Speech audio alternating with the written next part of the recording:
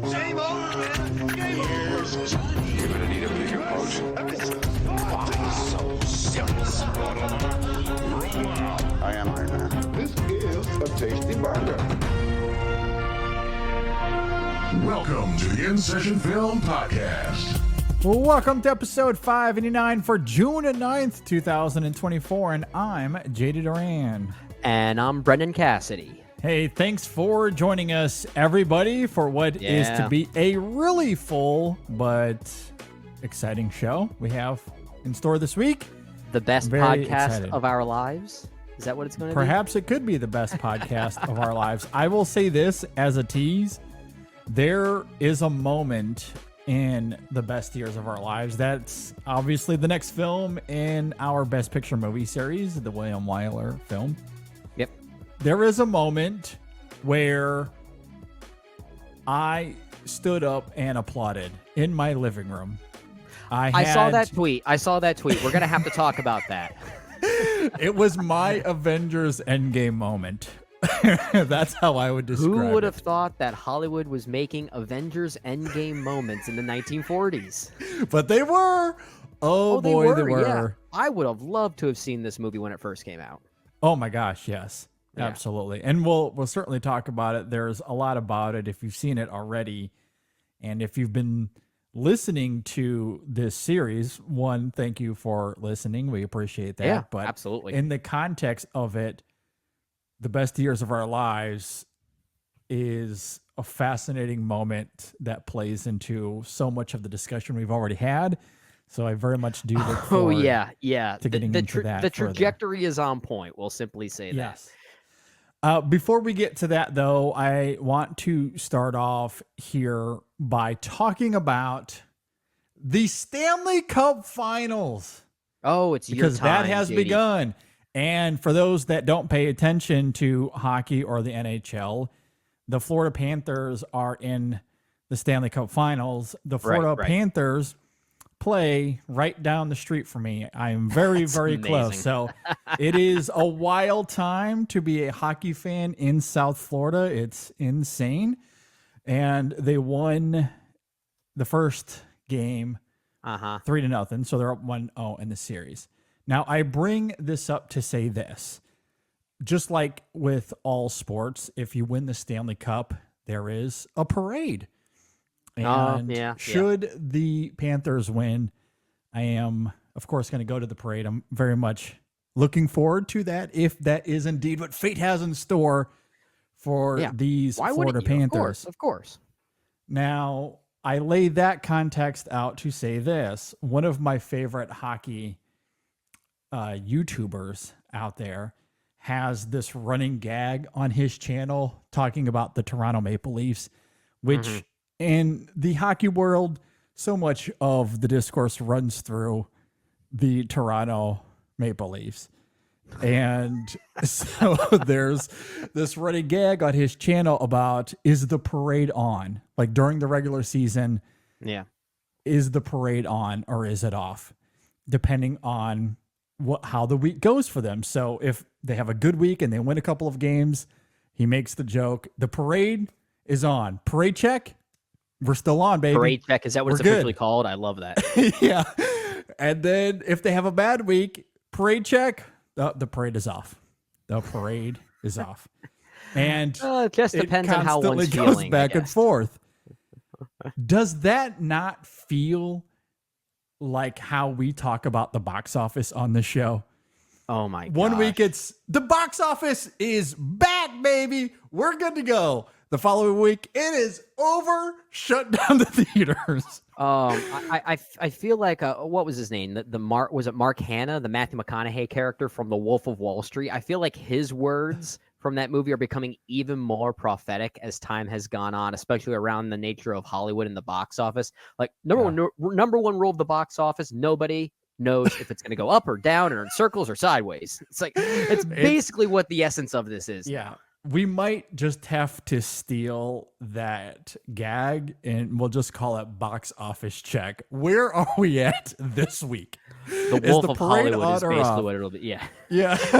Like, last Actually, week, I like that even better. Yeah. This on today's segment of is the parade on or off? exactly. Are we celebrating movies or not? It's just so funny to me because over the last few weeks, the parade was absolutely off. There was no movies to be celebrated. We were shutting everything down. And here we are with Bad Boys Ride or Die. And we're back, baby. The parade is back on. Worldwide, it's at what, 104 million? 104 worldwide, 56 domestically. Yeah. It At a had a budget of- very good opening. Yes. Yeah, it had a very good opening. I don't know. I didn't get a chance to see how the predictions were some months ago if Bad Boys 4 was going to be one of the hits that people were expecting. But apparently it's doing better than what most people did expect, which is good. I mean, it's good. You want to see something like this happen after the narrative has been in the opposite direction for so long. Yeah, absolutely. And I think phrasing it the way I did here is what makes a lot of this so interesting and fun, because a few weeks ago when we were all panicking because the Fall Guy really struggled, It fell. and Furiosa struggled out of the gate and continues to struggle. Furious. It's now out of the top 5, just a few weeks removed. Yeah. And then of course there was the empty weekend with If and Back to Black and The Strangers. Like there were a few weeks where it was admittedly a little bleak. And you posed the question during the show, what is coming out this summer that feels like it's going to be a guarantee? And at the time, I noted Deadpool, Wolverine, that will make a lot of money. I think so. Aside from that, we had a lot of questions. We just honestly weren't very sure. I'm still not really sure after this. Well, and I guess that's what I mean. Like, it's a little bit of a toss of the dice. We really don't know, because I do want to say, if I remember correctly, in that conversation, I brought up Bad Boys Ride or Die because I misspoke about when Bad Boys for Life came out. I thought it was 2 years ago. It turns out it was 2020. 4 years ago. Time, it escapes me. But I brought that up to be like, okay, this franchise has always done well, but the first 3 came out in a pre-pandemic world. I don't know what that means now. Well, Apparently means good things. Questions have been answered. It turns out this franchise still has legs, and people love these characters. All right, so Bad Boys 5. When are we going to see this thing?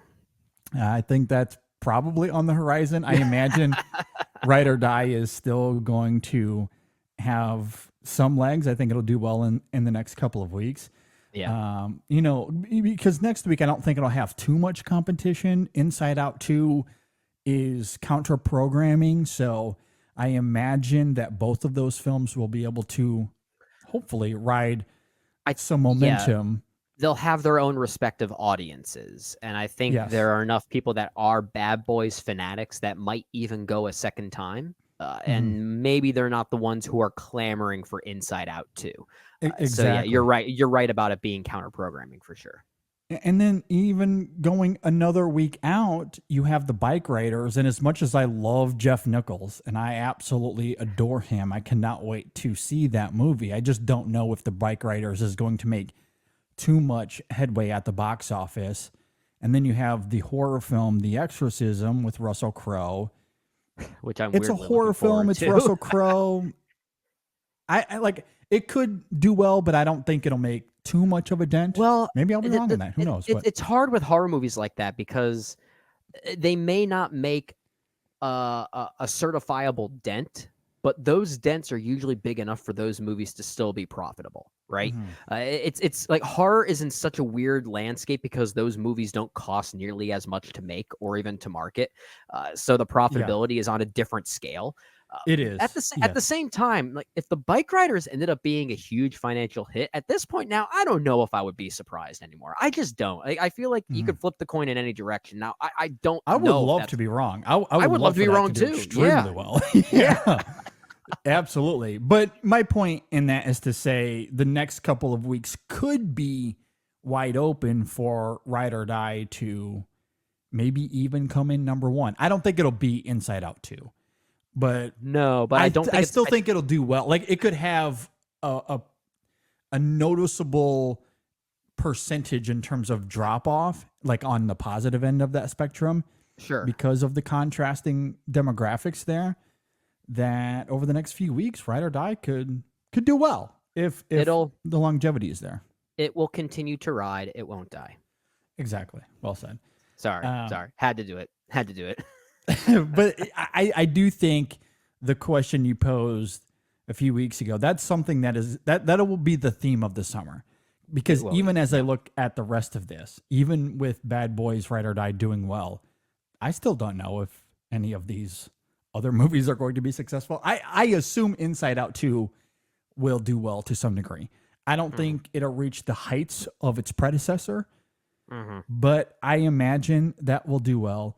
The rest of these, I mean, even getting to Horizon or Quiet Place day one, I really don't know. I still have this hunch, and I've seen other people on Twitter say this as well, so it's not something I can take credit for, but I do have this hunch that Twisters is going to do well.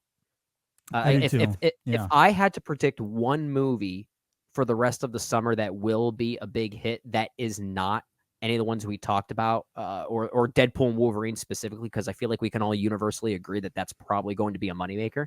My prediction would be Twisters. I have this hunch that that's probably going to be one that pulls people in. Yeah. And the week before Twisters, I think is kind of funny because you get Longlegs, which is a film that I'm very much looking forward to.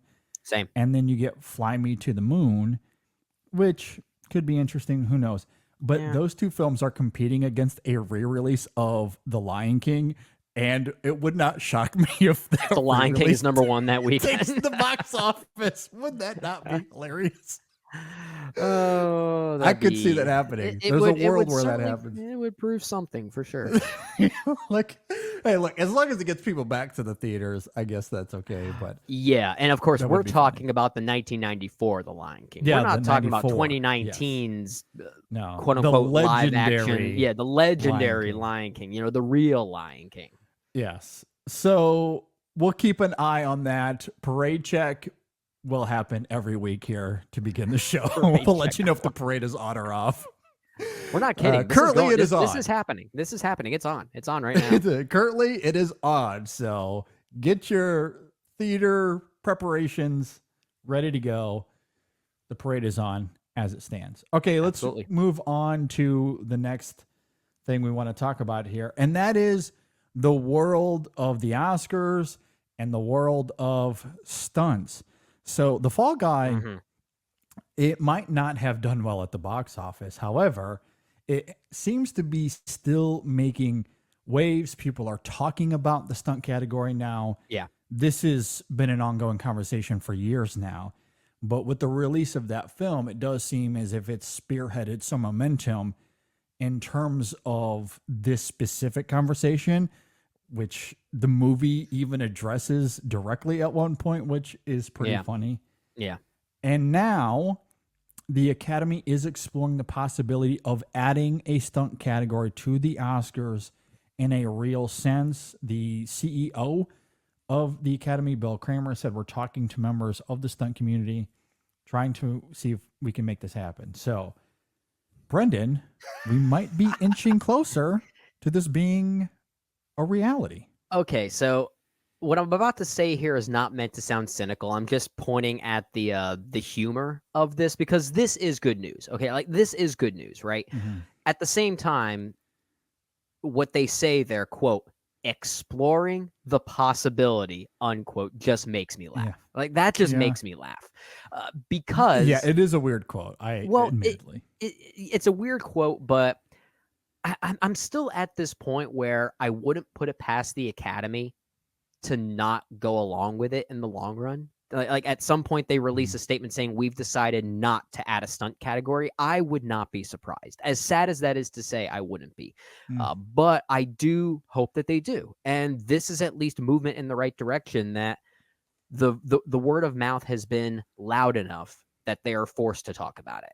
And that's a good thing. That's a good thing, because we should have been honoring stunts for so long. It's an art that really deserves to be recognized, as we've talked about many times. So hopefully this leads to something great. I agree, because if you read the article in which a lot of this comes from, they do talk about how we've added a new category for casting directors. That's coming in a couple of years. Right. The DNA of the Academy is continually changing, allowing for possibilities in the future. Yeah. It does seem as if they're speaking broadly in terms of how forward thinking they want to be, or at least come across anyway. Right. So I don't know if they're really saying anything. Circling it back to sports once again, and apologies. It's just where my brain goes a lot of the time. And we've jokingly called the Oscar sports a lot, because it is. So I do feel like this coming is back out. appropriate. Is the soapbox coming back out again? No. But it's a different topic. It's a different topic. With sports and coaches especially, there's this mentality, like great coaches will be able to talk to the press, give them quotes without really saying anything. They'll talk and talk and talk, but what they're giving you is nothing. Like the best coaches are very good at that. Oh yeah. And I feel like this is a little bit of them tapping into that idea. We're talking. We're getting some quotes, but what they're saying isn't really anything that we don't already know. There's no confirmation or denying of anything. Yeah. Like I do take this as a positive thing. I am excited that they're exploring the possibility of adding this stunt category. That's just funny to me. It is funny. But I do think, they are taking steps. They said they're talking to members of the stunt community. So it's not as if this is completely passive. They have taken some active steps to at least begin the process. I don't know if we'll see this anytime soon.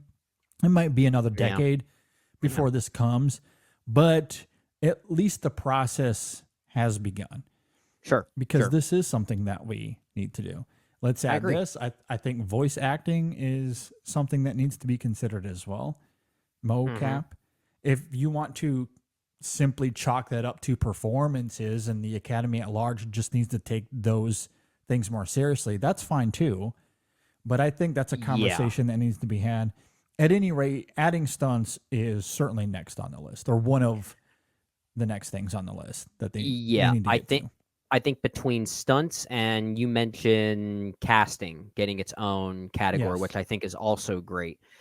I'm of the mindset, what I would at least prefer to see, and we've talked about this before. So for listeners of the show, if you've heard me say this before, this will probably sound like white noise to you. So we apologize for that. But if they're going to start considering motion capture and voice performance, I would hope that they get lumped into the broad acting categories, because we're at a point now that I don't know if just adding more categories is the way to solve these things, even if it is pushing things in the right direction. But then you also run the risk of the entire ceremony becoming overly crowded with stuff, right? And that's already a problem for the Academy when it comes to just balancing the broadcast itself. It's like 3.5 hours already. Exactly. And just from an artistic standpoint, I don't necessarily think that those types of performances should necessarily be distanced from general performances, right? I think they are a performance in the film medium in their own respective ways. But at the same time, with regard to stunts and casting, like those are their own individual functions that should be rewarded. And I'm glad to see it moving in that direction here, at least for casting as a confirmation right now. Absolutely. And casting has a branch that has been having these conversations for a long time now. The stunt community doesn't quite have a branch yet, so that's perhaps some of the issue here that they have to overcome. But that's why they're in the beginning stages of having these conversations. So hopefully we do get that. You are right. And I do understand the idea that when it comes to voice acting and mocap performances, that's probably less of an academy thing, and it's more so creating a dialogue with the acting branch and considering those there's a kinds of general performances. overseeing that needs to happen there. Now, at the same time, I will say, if let's say hypothetically we get this announcement that not even just the Academy, but these other award circuits are going to start incorporating a category like Best Motion Capture Performance or Best Vocal Performance. If those become their own separate categories, I won't be upset by that. I just don't think it's 100% the right answer. But at least it is movement in the right direction. Yeah, and then admittedly, you might be opening Pandora's box with that a little bit because then you might get arguments like, what about horror? Horror isn't recognized by the acting branch. Let's have that be a separate offshoot. Superhero movies or whatever. Gosh, if we start getting genre, if we start getting genre offshoots, then we have a major problem. Well, but that's the thing. Like, I could see that being where the conversation devolves into. I would hope not. Oh my gosh, I could see that happening though, because I mean, but then that creates the narrative. That creates the narrative that voice acting and motion capture performances are really only like segmented towards certain genre films, and like genre should be sort of ignored when it comes to what gets awarded and what doesn't. I agree. And you might be right. It could open Pandora's box by having it that way, and that would be a real unfortunate thing. Yeah, I agree. I don't think that's where it'd go. I'm just saying I could see a world where that does happen if something like voice acting or motion capture is treated separately. Sure. But at the same time, while they are performances, they are a different kind of performance. Yeah. That does feel separate a little bit. I'm okay just infusing it all. Me too. Creating a dialogue is my biggest point in all of this. The acting branch needs to, for the lack of a better term, branch out and start considering other types of performances than what they've historically voted on. Sure. I'm with you on that. That's all I'm saying. So yeah, and maybe we'll get to that point soon. Okay. Let's move on to the next thing we want to talk about. Speaking of casting, let's go ahead and talk about this potential casting for this Beatles movie that's coming out. And by the time we get to this Beatles movie, that might be within the first year in which best casting is an option. So this could be the first one. Who knows? Who knows? Yeah. But there is the Beatles biopics that are coming out. So reportedly, I don't think this has been confirmed.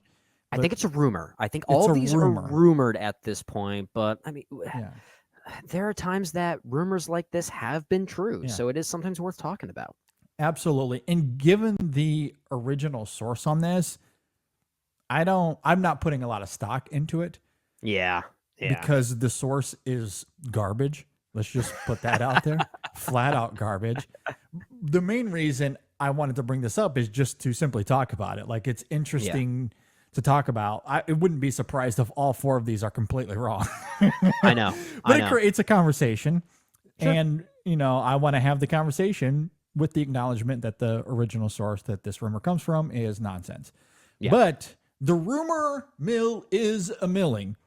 And right now, the reported casting would be Harris Dickinson as John Lennon, Paul Mescal as Paul McCartney, Barry Keoghan as Ringo Starr, and Charlie Rowe as George Harrison. Brendan, if this is indeed true, what say you? Good actors. Makes sense.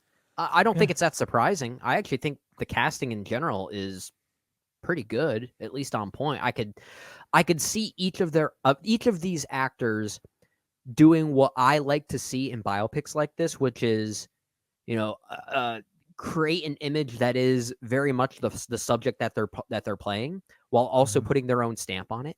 I could see them being talented enough to put that sort of middle ground approach here, which is what I like to see in these types of movies. So if it's true, okay, great casting. Still doesn't excite me about the movie because we still have Sam Mendes making it or making them, right? He's making all 4 of these that are meant to all intermingle or something. That's sort of the approach here, right? It's not a bad approach. As we've talked about before, when this was first announced that this was going to be a Sam Mendes overarching project, I just don't think he's the right filmmaker for this. And that is still the thing that gives me pause on the entire project. So whether the casting's great or not, I'm still going to keep going back to that reservation I have. And Sam Mendes is a filmmaker I don't necessarily dislike. I've liked quite a few of his films, honestly. I just don't think he's the right person for this type of material, even if I think this casting, if it ends up being true, I think it's good casting. It's kind of expected given where each of these actors are. They're all pretty hot right now, so I get it. I just keep going back to that one reservation I have. I don't love the filmmaker attached to it. Yeah, I think that's very fair. As far as the casting goes, I'd be really curious to hear more from those who are massive fans of not just the Beatles, but these 4 individuals and how they tailor to these, these 4 individuals, because I am not the biggest Beatles fan on the planet. I like their music. I enjoy their music, but I am nowhere near an expert when it comes to the Beatles, their history together, their individual personalities. I know broadly, like broad strokes, as everyone else does. Yeah. But when it gets to some of the nuances that make up these guys, what makes them tick, I don't know. I honestly don't know. That's why I'm interested in this kind of setup that they have structured here, at least how they've teased it, Right. Whether Sam Mendes can pull it off or not, to your point earlier, who knows? I like Sam Mendes overall. Is this a little too ambitious for him? We'll see, I guess. Yeah. But the idea on paper, I do think is really interesting. And given the broad strokes that I know about these guys, I think this casting here is quite great. Yeah. I don't know. Like, is Ringo kind of a weird, quirky guy? Because Yes. if you're casting Barry Keoghan, I'm like, yeah, Yes. that sounds great. And that's how I've known Ringo to be. That's his reputation, I guess. But I don't really know. Yes. So, I think the personality types of these 4 actors are fairly on point with the subjects that they're rumored Okay. to be playing. Yeah. And I say this as someone that I'll guess that I'm a bigger Beatles fan than you are. They're not. Yeah. I respect them as probably the greatest band of all time, even if they're not one of my personal favorites. It's a very different distinction there. Sure. But I am quite a fan of their music. I can name all their albums and all that jazz. So I know the history of them musically and a rough history of what they were to each other. I know enough to be dangerous there. I'm not necessarily the right person to talk to, even if I were that expert, because I'm sure most other experts would want to see something different than I do. Because if I am that expert, and we've sort of talked about this with just biopics in general, right? Even if I am that expert, I'm kind of an expert on Freddie Mercury. Queen is one of my top 5 favorite bands. And maybe that movie could have been accurate in what it chose to depict. But those are the things even I don't want to see. Like those are the things I don't want to see. Some of these things that maybe experts on the Beatles might want to see are things I wouldn't want to see. Sure. Because I like when they veer away from the historical side of things and focus on the introspective side of things. And if that means things need to be not necessarily altered, but revisioned for a certain cinematic medium, I'd rather see that artistic approach than just be right on the money historically. And I think I'm not saying that that's what's going to happen here or not. I'm just not sure if I'm the right person, even if I were that expert. So perhaps some of these experts we talk to might say, yeah, it's good casting, but I think this person's going to get this thing wrong. It's like, okay, that might be true, but that doesn't bother me. It's like there might be a certain reason for that. That might work cinematically. So I don't know. It's a long-winded way of me saying I just care about the final product. That's all I care about, whether it works dramatically. Yeah, and that's kind of where I'm at. I think where I find the casting here, and maybe it's less so on who is cast in these specific roles, although what they have here, I do really like. I'm not quite as familiar with Charlie Rowe. Looking at his filmography, I've certainly seen some of the movies he's been in. Right. But Harris Dickinson, certainly a fan of his work. Really like him a lot. Obviously, no one can say bad things about Paul Mescal. He's just a king right now, and I love him, and I absolutely adore Barry Keoghan as well. So yeah, I mean that specific cast there, if it is indeed those four, I do love that on paper. Yeah. But for me, it's less who's in the role, unless it's an absurd, way out of bounds pick, like Johnny Depp as John Lennon. It's like Okay, Drew Barrymore as draw Paul the line. McCartney or something like that. Yeah, unless it's absolutely wild and asinine.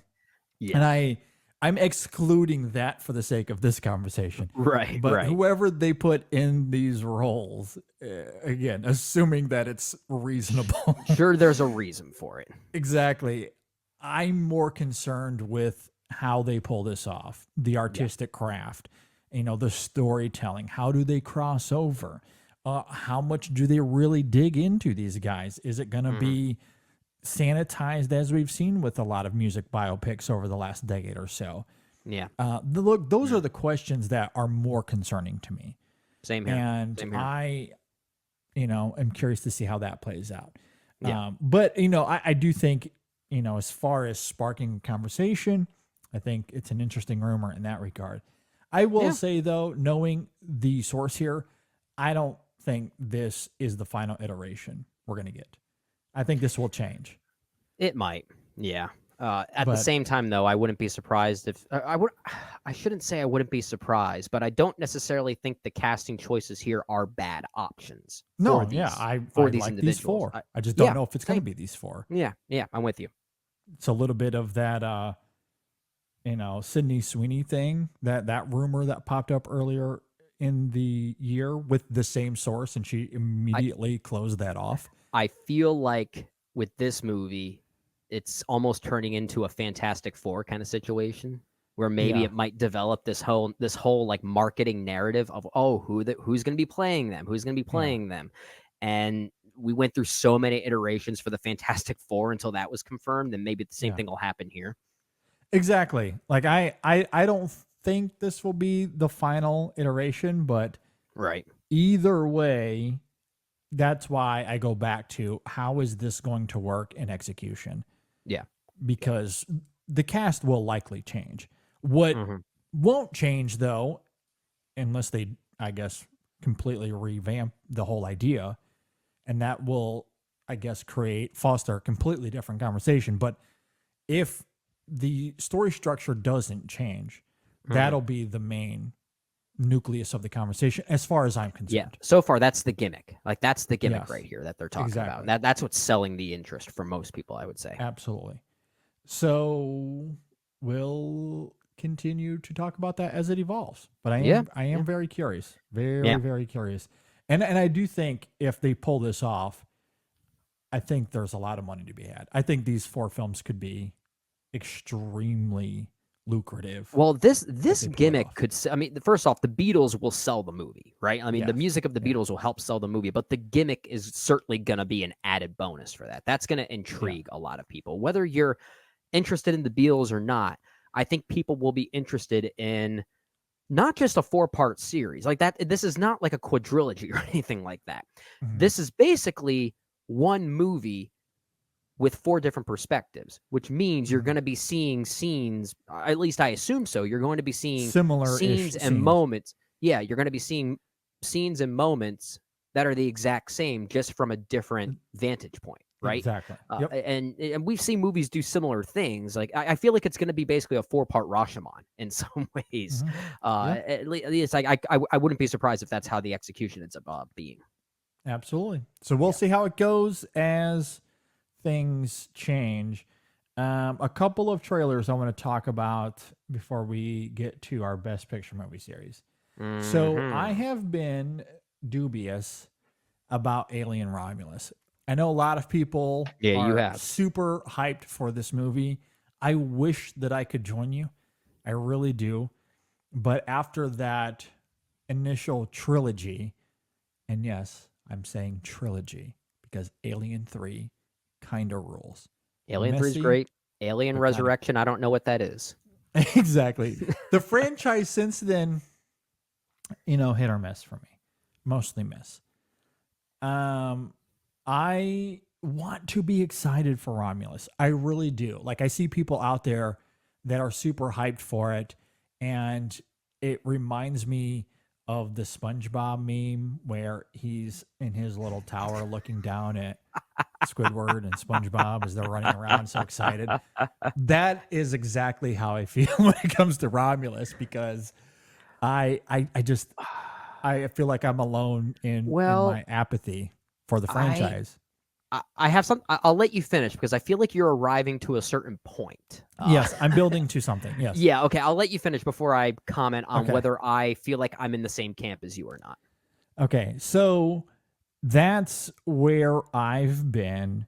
The initial trailer they dropped some months ago did very little to change my mind. Yeah. However, they released a new trailer just this last week, and while I don't want to say I've come around on the film, I haven't done a full 180 rather, but I will say it did spark something in me. I responded to the trailer in a way that I did not anticipate. Now, there were a few moments where it did give credence to my reservations. But for the most part, to me, I think what really excited me more than anything else is that the craft looks incredible. And while I love Ridley Scott, I adore Ridley. He's one of the best. Yeah. But Absolutely. his last few outings in this franchise, I don't think shared the same level of craftsmanship as this seems to be suggesting, or even with what we've seen in recent years with Ridley himself.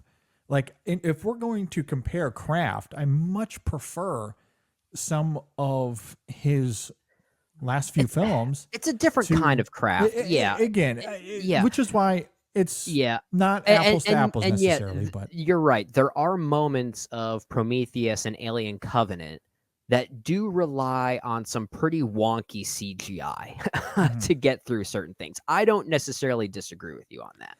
Yeah. Prometheus has some pretty great moments, visually speaking, cinematically speaking. Yeah. The one that followed though, oh my God. No thanks. Absolutely not. Covenant is our worst. fighting words, right? Covenant is Ridley Scott's version of the Matrix Resurrections to me. Yeah. I mean, and to me, I think part of my apathy for that film, some of it comes down to its just agonizing hatred for its audience and the way it treats its characters, which I love, and that stuff. But I also find the craft of it to just be lazy. Like, it just felt. And I think that's the point. I think that's the point. Maybe that is the point. But I don't find that interesting. That might be the point, but I don't. I do. I find that banal. I don't find that interesting. That's fair. That's fair. I don't think we need to go down another Covenant rabbit hole. But you and I do see that movie a little. Well, I don't think we see the movie differently. We just respond to those things differently. And I've learned to really appreciate Covenant, even if I don't love it. But in general, I'm more or less with you on the Alien franchise in general. I think really our only disparity is Alien Covenant. Which I like more than you, but I would even say I think I prefer that first Alien versus Predator over Prometheus. If I'm being honest, that's not a good movie, but it's not terrible. It's perfectly fine. But there are some good practical effects in that movie that I actually I really respect. I was one of those that was really hyped for Alien Romulus when we got the announcement that Fede Alvarez was the director here. So using your Squidward, SpongeBob, and Patrick analogy, I was definitely SpongeBob and Patrick and you were Squidward when that first announcement happened.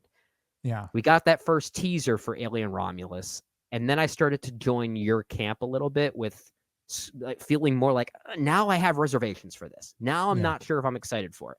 Now with this new trailer, yeah, I'm blowing this off. I don't even want to see it anymore. I really don't. Like, Wow.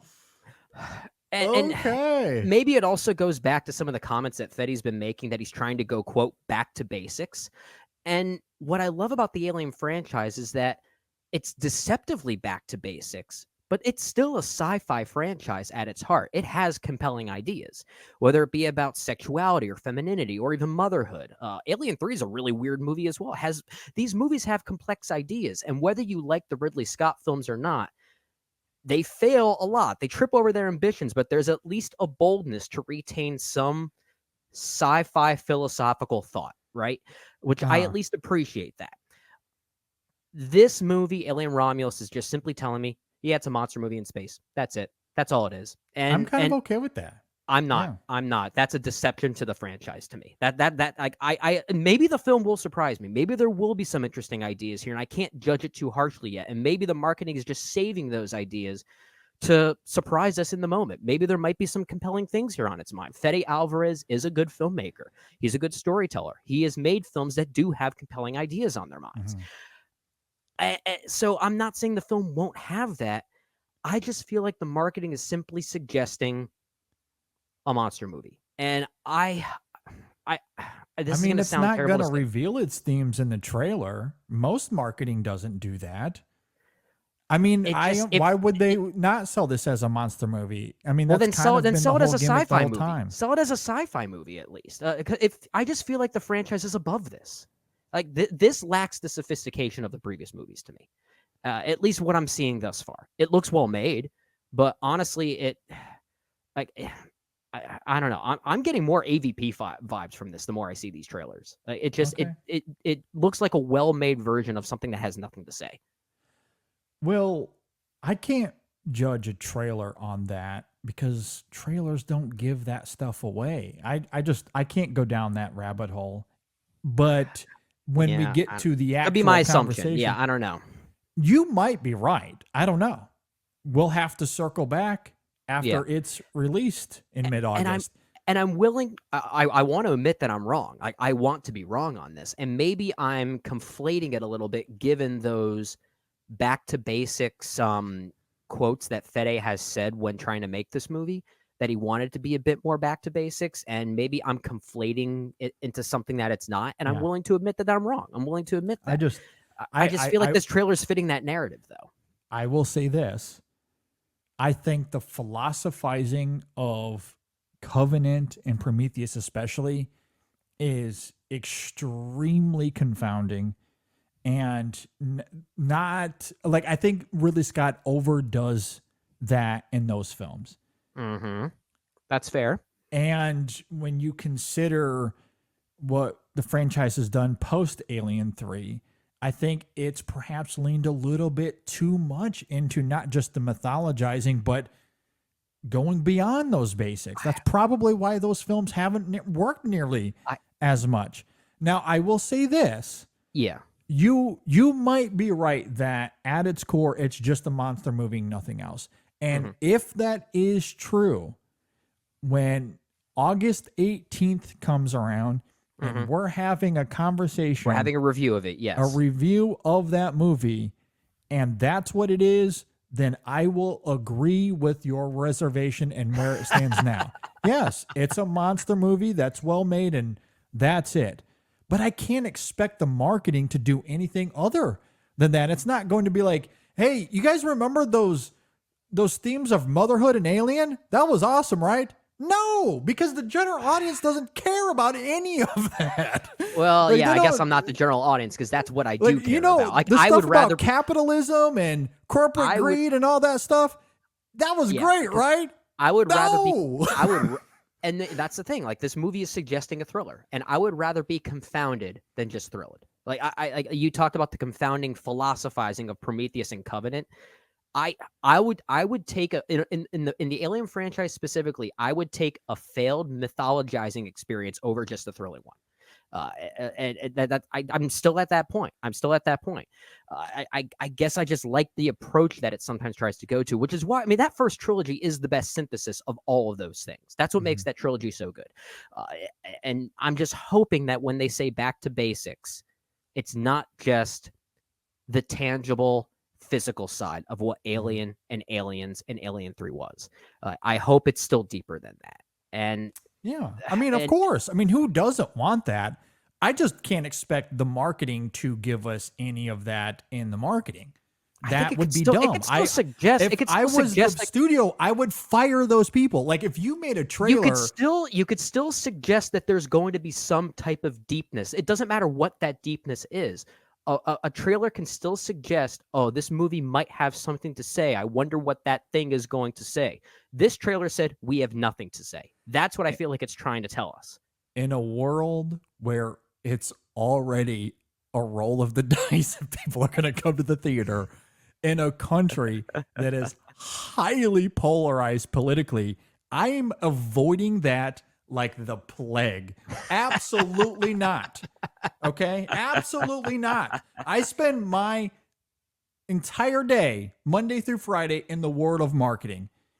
And if I'm the marketing director for this film, I am pulling out the exact same card. Absolutely not. I think it would be absolutely obtuse for them to divulge any of that. I would not do that. You don't have to either. divulge the specifics, but you can suggest that there is something to grasp onto. I'm not trying to reach you, Brendan. You're going to see this. I know that already. There are so many Alien fans that want to see that exact same thing too. Maybe, but I'm not. Yeah. I'm not even trying to reach the Alien fan base because that's also a small percentage of the box office. But you're not trying to alienate the Alien fan base, and I think at this point you've already alienated one member of the Alien fan base. Maybe, but I don't know if you're in a minority or not. I will say this: I have not seen. Well, you're the expert on marketing. You should know that, right? That's what you just said. Well, but I'm not. I haven't done any research. I'm not actually the marketing director for this movie. Okay. Now spoiler alert: I'm not the actual marketing director for this movie, so I don't have any of those numbers in front of me. But I will say this: I have not seen those complaints. You're about the only person I've seen say that. I have seen a few of them. But I think that's a minority opinion. I'm not saying it's wrong, but I have not seen much of that. So if I'm the marketing director for this movie, I think I'm doing the right thing here. And I do think they're doing the right thing. They're trying not to tap into any sort of messaging that would divide. And we are so highly electrically divided right now that any sort of politics, you're going to drive people away. Now, when it comes to Fede Alvarez and his thematic approach to this, whatever that may be, that's one thing. If they come to the theater and they hate the movie because it's woke or whatever, that's a completely different conversation. I don't care if people walk away mad. As the marketing director, I don't care if they come away mad. I just want butts and seats. And I think in terms of that, which is what this trailer is intended for, get butts and seats, avoiding that messaging, I think, is the smart move. And you're emphasizing the craft, which has won me over. So where they might have lost you, they won me. I was dubious. I'm the one on the fence. I'm the one that might not go see this, but now they've won me over. I mean, I don't see how the division of the Alien franchise has anything to do with politics, but it's more so just a division. I'm not talking about the Alien franchise. I don't care about the Alien franchise fans. Many of them are going to go see this anyway. I'm talking about the general audience because that's the difference between this being a financial success and it not being a financial success. The fans of this franchise are going to be a small sliver of the total box office. I need to get the general audience to the theaters. That's what I need to hit. And if that works, then I'll shake your hand on that. I'll just say from this, I don't want to say the M word, because I might be in a minority fan base in that, but that doesn't make me a minority fan. I want to use that word accordingly. But if I am a small percentage of it, I will say this. Reaction to this trailer. That's it. This small percentage over here, raising my hand right here, I think this movie looks bland. And that's fine. Yeah. Again, perfectly entitled to that. I'm just saying, as a marketing director, I don't care about that. And I don't think they do. Like, I don't think the people marketing this care about that at all. I think they want to show monsters. They want to show the alien monster specifically, and they want to show them wreaking havoc in space with that cinematography, with that craft. There is an allure there. And if that gets butts in seats, then, you know, that you did your job right. And I think for this film, if it is indeed what it's depicting in the marketing, they've done their job as much as a trailer can do these days. Because of everything we've talked about over the last months and even years at this point, there's so much that goes into whether people show up at the box office or at the theater, excuse me, that I don't know how much sway a trailer has anymore. I really don't know. I mean, I think 90% of trailers are pretty bad anyway, so I guess I'm the wrong person to talk to. I know you hate a lot of them. I don't mind them nearly they all as look much. the same to me. Like there used to be There is a sameness, and for I have sure. to be careful when I say that statement, because I've often wanted trailers and teasers that give less away. So I'm not trying to say I want more from this Alien Romulus trailer.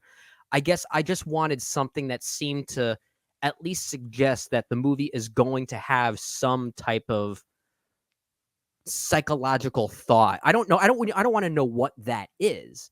I feel like this movie. I feel like the marketing is suggesting this movie is going to avoid things on a deeper level. Like it's not interested in those things. It's saying that this movie has no interest in that, and that's the thing that scares me about the final product if that ends up being true. Okay. I do not understand how one arrives at that conclusion based off marketing, but all the power to you. And you might be absolutely right. I hope I'm wrong. I don't know. I hope that August comes have no around. We idea. get on this review. We revisit this conversation, and I willingly pull up my hand and say, I got it wrong. It's a really good movie. I want to be the person that does that. I really do. Yeah. You know, the other thing too is that this actually feels more like a teaser than an actual trailer. Which in theory, I do appreciate that. Yeah, like I feel like this is equally vague. It's just a longer version of the teaser where again it's emphasizing, yes, the monsters of it all, but the cinematography is exquisite. It looks really well crafted. I will say though, as a fan of I don't want to say the franchise because But man, at the very I'm least, so those mixed on the first two films are among the greatest movies ever made of its kind. Yes. So you kind of it almost gives the franchise some type of edge, right? Yeah, I guess I'm a fan of the franchise. I'm really just a fan of that original trilogy, but I love those three movies. I will say this, though, just in terms of my own personal reaction to the trailer itself, the cinematography, the craft of it did certainly win me over. I will say this, though, when it comes to the monster of it all, that was the least interesting bit of this trailer because it does pander to nostalgia in a way that, again, makes me dubious. Yeah, So I don't know. Like, I don't know what to make of that. There are elements of it, like when it plays into the cinematography, I admittedly, I think the establishing shots over are that. pretty good. There's some people have made the comparison to Blade Runner, that some of these establishing shots almost have like a Blade Runner like vibe to it, and I can kind of see the almost steampunk kind of influence there, which I at least respect. But I'm kind of with you that the quote unquote alien stuff specifically is, I mean, maybe they're saving the best stuff. You know, a trailer should save the best stuff. There is one moment in particular I want to highlight that does concern me. It's the brief glimpse of the chestburster moment that we get in the trailer, where one character who is apparently experiencing this then grabs this, I guess, this infrared light so you can actually see inside them. And my thought is, isn't that supposed to be like the most painful thing? And yet you are still willingly grabbing this light to look at what's inside you. That just seems, that's just taking away the painful aspect of what made that so frightening in the first place to me. Yeah, that's the alien covenant of this trailer, and I just don't care for that stuff. Now, I will say when it, like for me, that where that stuff is more interesting is, you know, such as the shot. This is early on, like in the first 15 seconds of the trailer. And forgive me, I can't remember off the cuff here who the actress is, but she has her hand up and this light is glaring in, and there's a shadow on her face that is symbolic of the face hugger, but it's all done through shadow. That kind of stuff I love. Like, I get giddy over that stuff. Like, I do like that kind of foreshadowing because it's done through lighting and cinematography and craft. That, yes, you win me over with that kind of stuff. That's at least pretty artful. Yeah, I would give you that. But yeah, the like that moment, or just the overuse of the face hugger, which I feel like is in this trailer a ton. Like, and that's where I have to disassociate, you know, myself as a fan of the franchise and who the target audience is for this trailer, which again is not me. I'm going to see this anyway. It does not matter. You don't have to win me over. We have to review it. Who you need to win over is like the people down the street from me, my brother and sister, my mom and dad, who are not going to go see this in a theater unless they find it compelling. That's who you have to win over. That's how you dominate at the box office, especially these days. You got to get the general audience in the seats. Me, cinephile, critic, who's going to go anyway, doesn't matter. You don't care about me. It's going to be so funny when this movie finally comes out, if this movie ends up being our biggest disagreement of the entire year. And it could be. Who knows? Could be. This is certainly foreshadowing that. This is such a weird conversation because it's not like I disagree with... It's hard for me to disagree with anything you said because I don't know. I have no idea what this film is going to be about. I feel like the vibe I got from this trailer was that it was suggesting we only want to thrill you. And that's it. As if the final product is going to be that. And which I think is a good selling tactic. So I guess if we disagree on anything, it's the direction of the marketing and who they should be targeting, because I don't think they need to target us. They need to target my brother. Is he going to go see this or not? Because those are the people that are going to determine whether this is a financial success or not. Okay. The Alien fans are going to go anyway. So, but that's not going to be your tipping point. You got to get more than just those people there. I just hope it's good. I just hope it's good too. But I guess like the difference between you and I is I don't expect them to give me any sort of thematic bite in this trailer or tease at all. Like, I'm okay with them hiding that. Now, if it is absent, to your point, that's a problem. Or at least I won't find that as interesting if it's thematically hollow. But I guess let me use an example. The first teaser. First off, I did not expect this conversation to go as long as it was. Neither did I. The first teaser we got for Prometheus, which was maybe in 2011 or maybe early 2012 before that film officially came out. I don't care for the movie, but I think that teaser is one of the greatest movie teasers ever made because it suggested a thrilling alien-like movie, but it didn't tell us what it was going to do thematically. But I got the sense it was going to have something deep on its mind. And I thought it was amazing, but it was still vague. It didn't suggest it was going to avoid those things. And I'm getting the sense with Romulus here that it's almost like it's saying directly, we're making an alien film that's just about aliens. And that's it. Okay. And again, maybe you're right. Maybe that is what it needs to do to get people to see the movie. And whether that's the final product or not, we'll certainly talk about in August. Yeah.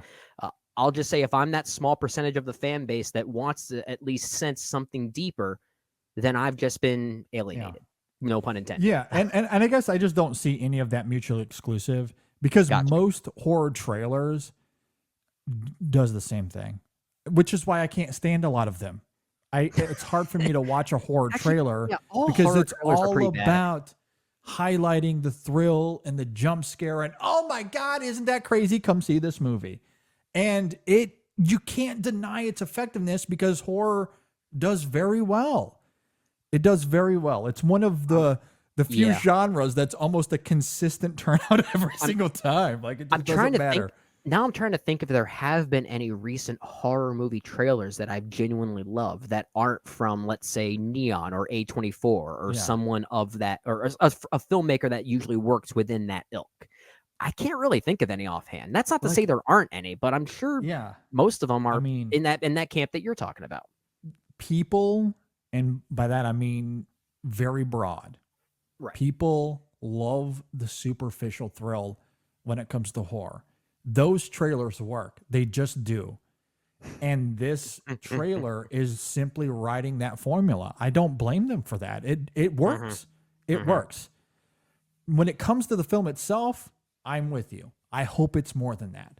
Me too. But I don't blame them for marketing the film that way. I would do the same thing. I'm just saying. Well, Fede Alvarez is known for having some more things on his mind. Don't Breathe is a film I don't love, but it's not just a superficial film. Like it does have things on its mind. Evil Dead has things on its mind. And that's, again, where, to be clear, I don't find it mutually exclusive because I don't blame them for marketing the film the way they do. I also think the film will have thematic bite. Now, whether that works or not, we'll see. Fingers crossed. Yeah. But I absolutely expect it to be there. I do. Fingers crossed it does. And I hope you're right. And I hope I can raise my hand and say that I was wrong in thinking that it didn't. Okay. With all of that said, let's go ahead and transition. Although I did want to briefly mention the Venom horse in the new Venom trailer. Oh my God. Amazing. So good. I saw that on the big screen over the weekend too. Oh, I'm so there. I'm sorry. So okay. there. You know I hate trailers, right? I actually kind of dug this whole trailer. I'm excited for this movie. I am excited for Venom 3. Same. I cannot wait for the new Venom. I enjoyed the first two for what they were, but I'm genuinely hyped for this new one. I did not like that first Venom. I thought the second one was better, but this one I think looks even better. I feel like you can have a full lengthy conversation on just the Venom horse. Yeah. I really do. I think there's a lot to be said about what audiences are expecting, what they want to see. I don't want to get too much into it now for the sake of time, but I think it looks weird. It looks weird in a way that I think movies need to embrace more. I agree. Totally agree. All right, Brendan, we love movies. We talk about them on the show here all the time. It's always great when one of them is a sponsor as well. Yeah. Which is why we're here to talk about Shadowland, starring Jon Voight. And this is a film that is kind of interesting. So it is centered around former president of the United States, Robert Wainwright. He is haunted by these relentless nightmares foretelling an assassination. And so he summons his past psychiatrist to his residence to help him discover the threat of what this might be. What is going on here? What is the truth? What's driving these nightmares? Is this assassination real or not? That's what we're talking about. I want to see this. I want to see this now. Yeah. And it's directed by James Bamford, who is a stunt guy. Yeah. He's worked on movies like The Butterfly Effect and Elysium and Watchmen, so has been on the set for some major movies already. Absolutely. Shadowland is available to rent and buy right now on demand on digital. So go and check it out. Let us know what you think. And of course, we have 5 digital codes to give away for this movie. We do. So if you want a digital code, just hit us up. Let us know. Yeah. Actually, we'll probably put out a tweet on social media with instructions on how you can get one. So just reach out to us once you see that tweet, and we'll make sure that you get taken care of with that digital code. So again, the movie is Shadowland. It is directed by James Bamford and starring Jon Voight. It is, of course, available right now on demand if you don't want to wait for us, and you can just go straight to the movie itself. Absolutely. So go and check it out on Prime Video, and we thank Shadowland for their support. Brendan, did you know that I love coffee? Did you know that I love coffee? Yeah, I think we talk about it from time to time here on the show. You know what's great? about Coffee Cult is that they source specialty grade coffee. So we're not talking about the nonsense that you buy at, let's say, some of these chain stores that you might Oh go yeah, to. the ones that sell caffeinated milk. Yeah. If the coffee is bitter and bad enough that you got to add sugar and chocolate and whipped cream and caramel to it, that's not good coffee. No, That's not coffee's that's bad. dessert. It's like a good dessert. It Yeah. really is. And look, if you're looking for dessert, then fine. That's totally fine. Yeah, But we're not talking about dessert. We're here to talk about coffee. yeah. And what's great Yeah. about specialty grade coffee is that it has natural flavors that are astounding, that will blow you away. Some coffees have these incredible notes of chocolate and oat and like hazelnut, cinnamon. Like those flavors are fantastic. Or maybe you're in the mood for something that has these eloquent notes of strawberries and blueberries and citrus fruit. Coffee Cult has all of that as well. Absolutely. It just depends what you're in the mood for. And this is all natural flavors. This is all brought out in Yep. the growing of the bean, of course. That's why specialty grade is what it is. It's the best coffee on the planet. Yep. It's roasted in a way that extracts that flavor all the more. So when you brew your coffee, you're tasting something that has texture to it that you don't need to add milk and sugar to. In fact, you don't want to because that No, undermines those natural flavors. Absolutely. And It's so, not. It's not even just that the coffee themselves or the beans themselves are ethically sourced, but to know that they also come from ethically operated farms is Yes. also even better. Knowing that. absolutely, it's the farming, the treating of the people on the farms, all of that is very Yeah. important to Coffee Cult as well. So Yeah. it's ethically sourced. They roast it to perfection. You just got to check it out. So go to coffeecult.com. That's coffee with a K, cult with a K, coffeecult.com. Use our code ISF and you'll get 15% off your order. Again, that code is ISF and you'll get 15% off. Again, that's coffeecult.com, and we thank them for their support. All right, let's go ahead and move on for real this time to our Best Picture movie series. We are in the year 1946 with The Best Years of Our Lives taking Best Picture, directed by William Wyler. I assume, Brendan, you've seen this one before, correct? You know, I wanted to bring that up. Going into this movie, I was disappointed that we didn't get a documentary on the best years of our podcasting lives together, JD. That's what I was hoping to see. But yes, technically, this was a rewatch for me. But I guess I had seen it way earlier in my life than I initially remembered. I think this may have actually been one of these movies that my parents showed me when I was quite young and first getting into movies. My initial thought was this may have been one of those I saw when I was in college or even late high school or something like that. But rewatching it again in preparation for this review we're about to have, it's not that I forgot a lot about it, but I was getting these like whiffs of nostalgia, like I saw it in my childhood or something. Gotcha. So in a way, I might consider this kind of a first time watch again. Okay. Just given not just that experience, but also the, as we'll talk about, the trajectory of how this sits in our Best Picture movie series of the 1940s. I think that has allowed me to really see the movie in a completely new light now. And I think that makes it a really interesting film to talk about, given what won Best Picture this same decade. The movie that William Wyler also directed that won Best Picture a few years before this one, which I'm sure we'll talk about that comparison. So yeah, I have a different line of sight with this movie now, and it was a really interesting experience revisiting it. Yeah, I had seen this before previously and really loved it. I will say it was interesting getting back into it because I started the film and about 5 minutes in, I guess I was having similar moments there with you in terms of memory and nostalgia because I recognize everything immediately and I'm of course enjoying those opening moments. So I simply wanted to pause to look back at my letterbox to see when I logged it last, because I do remember watching this in the InSession Film era. I couldn't remember when, but I wanted to look, and it turns out it was much longer than I anticipated. In my mind, it was a few years ago. It turns out a few years ago was actually March 4th, 2018.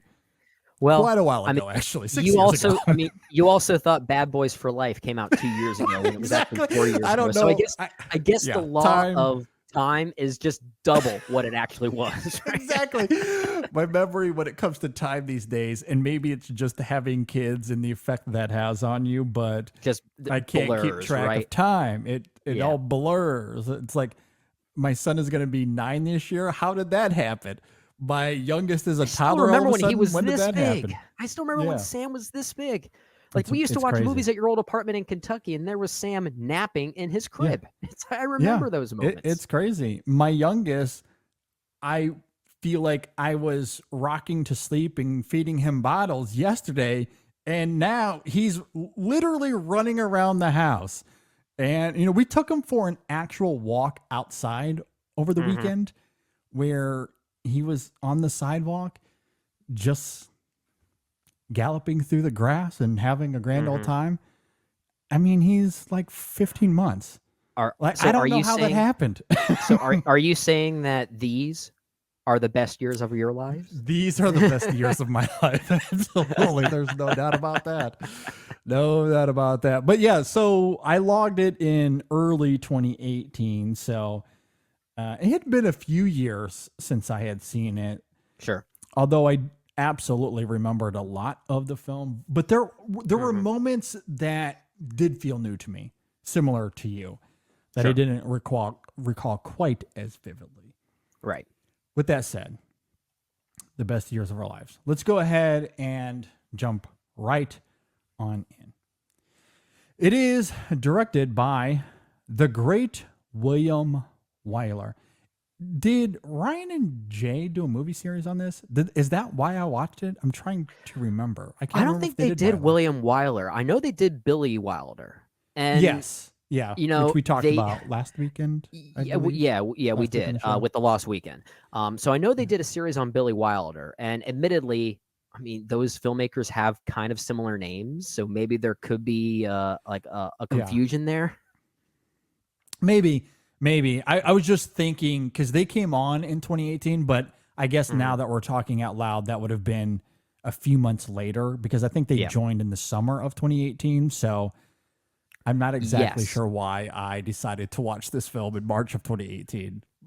For the fun of it, I guess. I don't know. Hey, who knows? sometimes you got to watch a classic movie that you haven't seen before at that time. Actually, now that I think about it, I know exactly why I watched this. Okay. We did a top 3 list on non-professional actors. That's why I watched this. I was doing homework for that list. I remember now I watched a few films that week, probably 3 or 4 films that included some contenders for that top 3. Okay. And famously, this film features one of the greatest non-professional performances in cinema history, and I wanted to give it that makes a lot more sense. And now we get to talk about Harold Russell even in more detail. I'm looking forward to that. Exactly. There you go. I don't recall the episode number off the cuff here, so if anyone listening, if you want to go and check that episode out, I kind of want to go back at InSessionFilm.com. I want to maybe go we back. can pull it up before the conversation. I want to go back to that because so did you have Harold Russell in your top 3? Do you I'd recall? have to look it up. I just remember now. Because if as you we're talking did, here. I'm curious as to what my response was, since I had this very odd reaction of nostalgia watching it again. It may have actually been fresher on my mind at that time. I don't know. I'm genuinely curious how I responded to that take. Yeah. I don't know. I'll see if I can look it up and find it as we talk here, and maybe at the end of the conversation we can pull up. Actually, I guess I'm good at searching and talking at the same time. You're pretty good at this. I found the list. It is from early 2018, so I was right. That would on make that. sense. That would make sense. Top 3 performances by non-professional actors. So on my list, I actually I did not. He was an honorable mention. Oh, okay. So I'm guessing and we- looking at my list here, man, I don't know if I would change it. I look forward to talking about his performance in this film. Yeah. But we have it listed here as an honorable mention because he wasn't on your list either. Okay. I was genuinely So, curious about that. I don't remember maybe we what my can list reveal that was. at It was the so end. much time, so long ago. Yeah, I don't want to get too distracted here. We've already gone down a rabbit hole. Maybe It's a we fun could rabbit circle hole. back to this at the end of the conversation, and I'll reveal those okay. top three. Okay. So moving away from all of that and back to this film, The Best Years of Our Lives, directed by William Wyler, and it stars Myrna Loy, Frederick March, Donna Andrews, Teresa Wright, Virginia Mayo, Kathy O'Donnell, and a bunch of others that come and go throughout the film. If you're not familiar with The Best Years of Our Lives, it is about 3 World War II veterans, 2 of them traumatized or disabled. They return home to the American Midwest to discover that they and their families have been irreparably changed. Boy, are we going to get into that. So without Very further ado, small Brendan, description for a 3-hour movie. I know. What did you think about The Best Years of Our Lives? I think what makes this movie interesting is the trajectory of this movie series. Because you look at these movies that won Best Picture in the 1940s, a lot of them were, in some ways, responses to World War II, right? Whether it be pre-World War II, our entrance into World War II, especially with a movie like Casablanca. Then you had this weird period where movies won Best Picture because it's like they were trying to distance themselves from the war. Yeah. Mm-hmm. With The Best Years of Our Lives, it's almost as if to say, we're back. Now we're back. And it's no coincidence that William Wyler would be the one to bring us back after directing a movie like Mrs. Miniver, which was sort of the, it's almost like the unofficial prologue to this movie, even if it is a very different story and from a different perspective, the British perspective more specifically. But this does tap into something really interesting. And I think what makes this movie work so well, and full disclosure, I don't know if I think it's the best movie that has won Best Picture in the 1940s. You have a movie like Casablanca in there. That's really hard to ignore. But The Best Years of Our Lives might be my favorite of the bunch. Oh, wow. Okay. You know what I think it is? I love the domesticity of it, and it's just such an empathetic movie. And I love that sense of empathy that it brings for a movie that really was, like most of these movies in the 1940s, very ahead of its time in what it was choosing to depict. You know, the idea of coming home from the war and how that affects your home life, the post-war world that you come back to. That is not new at this point now in 2024, right? That is a very heavily explored theme. Yes. Yeah. But this was very immediate in 1946. And I love that the film was willing to get approved to go as deep as it does, especially with regard to a performance like Harold Russell's, who I'm sure we'll talk about, as real as that is. It's a legendary Oscar win. It is. It is. He won twice the same night for that one performance. Yeah. Because he was apparently given an honorary award by the They Academy. didn't think he was going to win. Yeah. And of course, he goes on to win the award later on in the night anyway. Yeah. And yeah, we'll talk about his performance. But yeah, it's a legendary win. But I think what makes the movie so empathetic is the sense of truth it brings on what it means to deal with the war effort after you've already committed to it and how that affects your family lives. Many of the people who made this movie, who are even in this movie, were part of the war effort in some way. Like William Wyler himself, I believe, was part of the Army Air Forces, if I'm not mistaken. Actor Frederick March was also a member of the Army, and some of the other people behind the camera, I think cinematographer Greg Toland also served in the Navy. So there are aspects of this movie that have this kind of lingering truth that kind of reminded me of Italian neorealism in a weird way. At least, yeah, I can see that. Like in a flashier kind of way, in a more Hollywood kind of way. Yeah. Yeah, but I think the essence of that approach is still kind of here. And that does make the movie as empathetic as it is, which I just really responded to. It's one of those movies that I hate to say this term because it's such a cliched film critic-y kind of term to say, but it makes you sit back and think they just don't make them like they used to anymore. It's one of those movies, and at nearly 3 hours, it's actually a very rewatchable film. I could sit back and watch this again tomorrow, and I would probably enjoy it. I think it is that good. It's a great movie. Yeah, I absolutely love this film. Absolutely love it. It is, for my money, one of the best picture winners. It's right up there with Casablanca as far as this decade goes, especially. Yeah. And you're right. It brings the 40s full circle as it relates to the war. It detoured the decade that is with Going My Way and The Lost Weekend, as you talked about, although The Lost Weekend is somewhat applicable. But with Mrs. Miniver and the way it demonstrates the importance of maintaining resolve, and Casablanca holding up a microscope to America's decision to abandon its isolation and join the war effort, it just makes sense now that the war is over to give us something about life in a post-war America. Yeah. And not just for the servicemen who have come home with trauma and disabilities, but for those around them who equally struggle to adapt. This film emulates those challenges beautifully, whether it be personally, socially, economically. There's a lot of nuance there with how the film exposes the massive disconnect from those who did and did not experience the war firsthand, which is why those opening scenes are subtly brilliant. Because on one hand, you can't help but be moved by the families reuniting and seeing their loved ones come home from war. You could argue the film won Best Picture just for that sequence alone.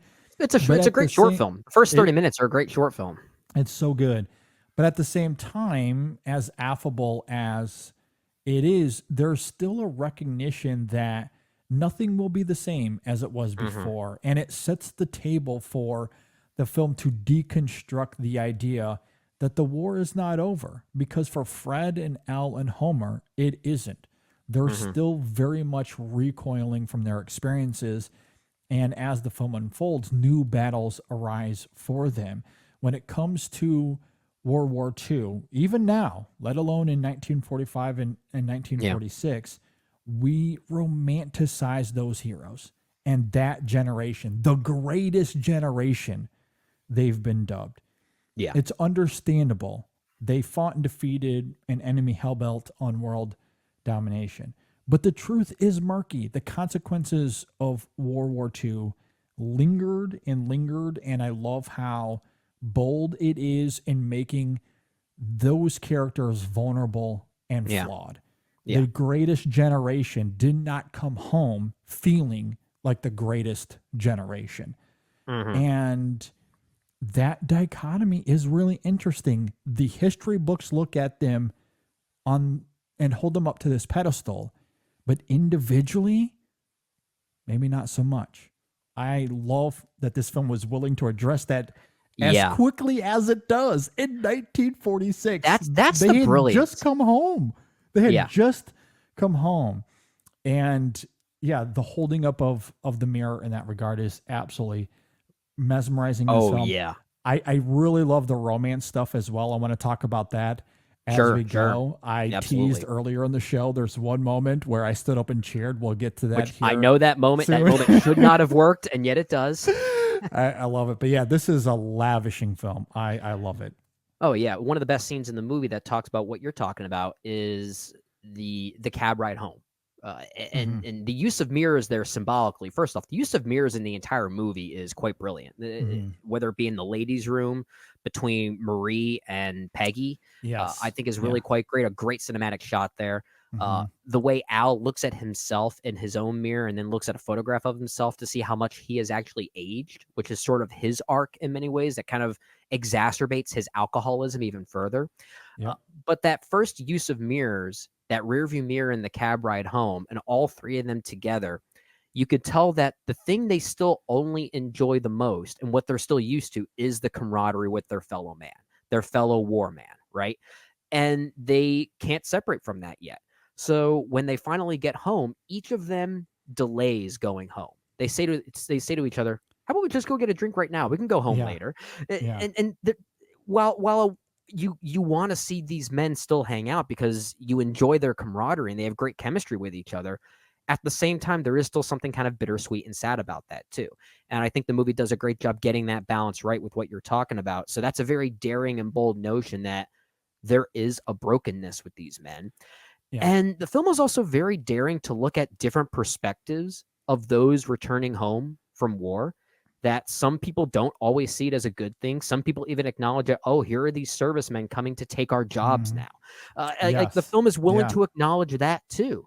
Or maybe the possibility with someone like Fred, he is known to do one thing in the war effort. Does that limit his abilities to do other jobs? And like the way that the film also gets into the like the social class side of things, the economic side of Yes. things, Yeah. is very bold, considering how immediate that this was following the end of World War II.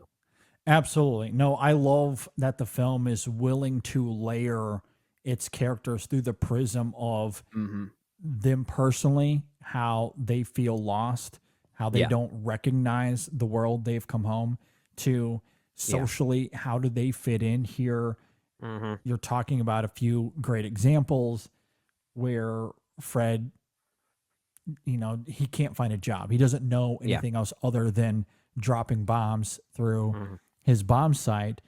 And it also has a capitalist prism here, which somewhat circles back to Fred, but also you think of Al in this film, who is a wealthy banker. I actually love how all three of them are kind of representative of the various factions of wealth in this country, because Al is the wealthy banker, Homer is the middle class, Fred is the lower class representative here. And I do love how the film kind of gives us insights into those characters and how they react through all of these various factors. It's really something to watch here, especially when you couple it with how vulnerable they are, sometimes volatile in this film. But Fred, Al, and Homer, at one point or another, they all seem completely lost as to this world they've come to.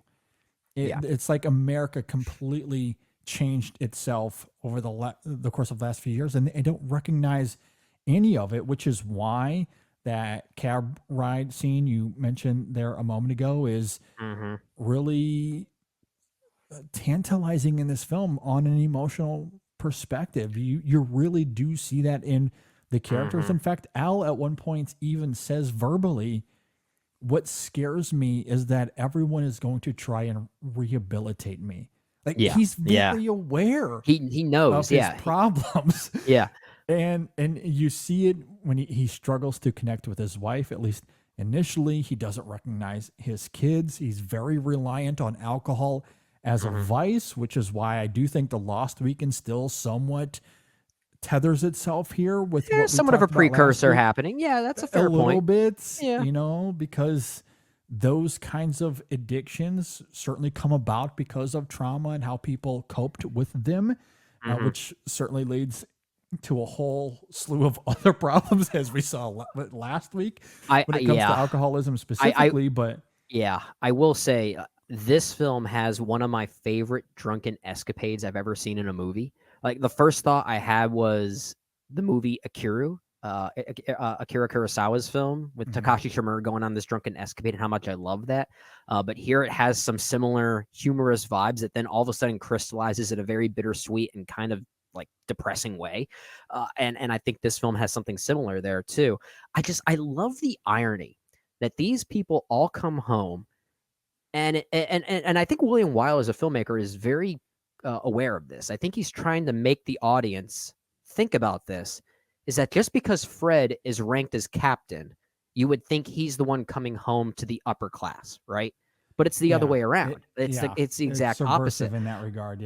I couldn't help but think that he may have been the influence or the basis for Tom Hanks's character in Saving Private Ryan as this captain, but is oh, what does he do? He's a school teacher. It's like you wouldn't Yeah. expect that. You might think of Yeah. something else. And I was reminded of that, but I love the use of that irony that he comes home to an environment that you don't expect, especially as someone that technically outranks the other two characters coming home with him. Like I think that's treated really delicately, and I love the way it's handled. Absolutely. It is fascinating, and I don't think the film delves too much into this because it's mining so many things that I love, that I absolutely love. But that specific dynamic, I think, is super compelling. The idea that Al is simply a banker. In fact, he gets a promotion. He's vice president of small loans. So he has this fancy comfort job, but overseas in Japan, he was simply a soldier on the islands. Yeah. But That's all he was interestingly, doing. he gets promoted as vice president, but he's only serving servicemen who are coming back home from the war, as Veterans. if to say that, Yeah. we're giving you a job that still forces you to not be able to escape what you had to deal with in the past couple years or whatever it was. Exactly. And I do want to talk about that further with Fred as well, because that's a big component to his character. But yeah, again, it's interesting that he was a soda jerk, but overseas in the army, he became this captain, was revered for his work. I want to talk about the scene when we find out about one of the medals that he received. And when you come home and it's a completely different world where you're not honored in the same way, it can be jarring. And we do see that with Fred, or even with Homer. He was a child. He was talking about his high school days, which seemingly weren't that far away. And now here he is, disabled on the other side of World War II. So it is interesting how your roles shift in these ways that leave this incredible void in all three characters. Like how that comes through, I think, is incredibly hypnotizing here. They all have their own individual stories to tell that could be their own compelling movie. And that's really why the movie is as long as it is, because you basically have three narratives that are being interwoven with each other. If anything, this is one of the earliest examples of the like the interlocking narrative, like movies like Magnolia and Nashville and Boogie Nights, like the Robert Altman thing where he brought many characters together that intermingled in like their own kind of way. This is a movie that's certainly doing that as well, but they all have their own individual stories to tell, and Harold Russell plays this really innocent figure so well. It's interesting because apparently when he was first cast, William Wyler discovered him, and I guess producer Samuel Goldwyn was trying to send him to acting lessons, and that made William Wyler really mad because he wanted his inexperience to be the thing that drives the character, and that is why his performance is so effective. Yeah, there's a tangibility to it, an authenticity. It reminded me of the only person working nowadays, the only filmmaker working nowadays that would probably cast someone like a Harold Russell in their movie is someone like Chloe Zhao. Like I was actually kind of thinking of Brady Jandreau in The Rider. Makes sense. Because Harold Russell is not an actor. In fact, I think he's only ever been in 5 movies, maybe if that. And this being his major work, and of course we talked about it, he won 2 Oscars for this one performance. It's crazy. It's crazy. It is a great performance, though. He's so good. It's his inexperience is not a hindrance. It is utilized to the right effect for his insecurities, coming home as someone that was kind of a high school hero in the jock world. He was a sports player. He played football, I think, quarterback. So he was very popular in that regard. So any type of distance that he feels like he forms with his family, it's really his own fault.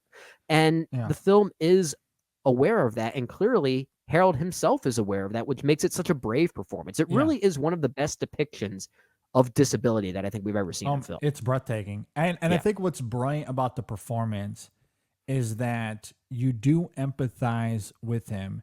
Of course, much of the trajectory of the character is that he just wants to be treated like everybody else. He doesn't want or need your pity, and he wants to be able to do everything himself.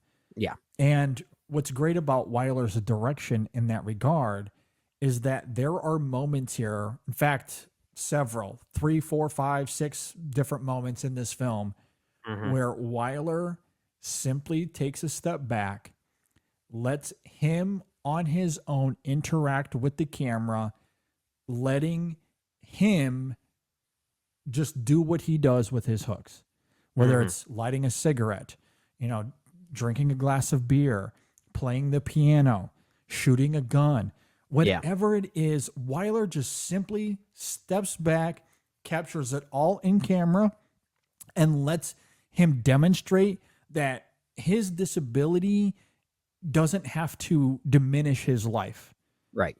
And if everyone else would recognize that, then he would be able to probably live a more fulfilled, satisfying life. But that's not the reaction he gets from everybody.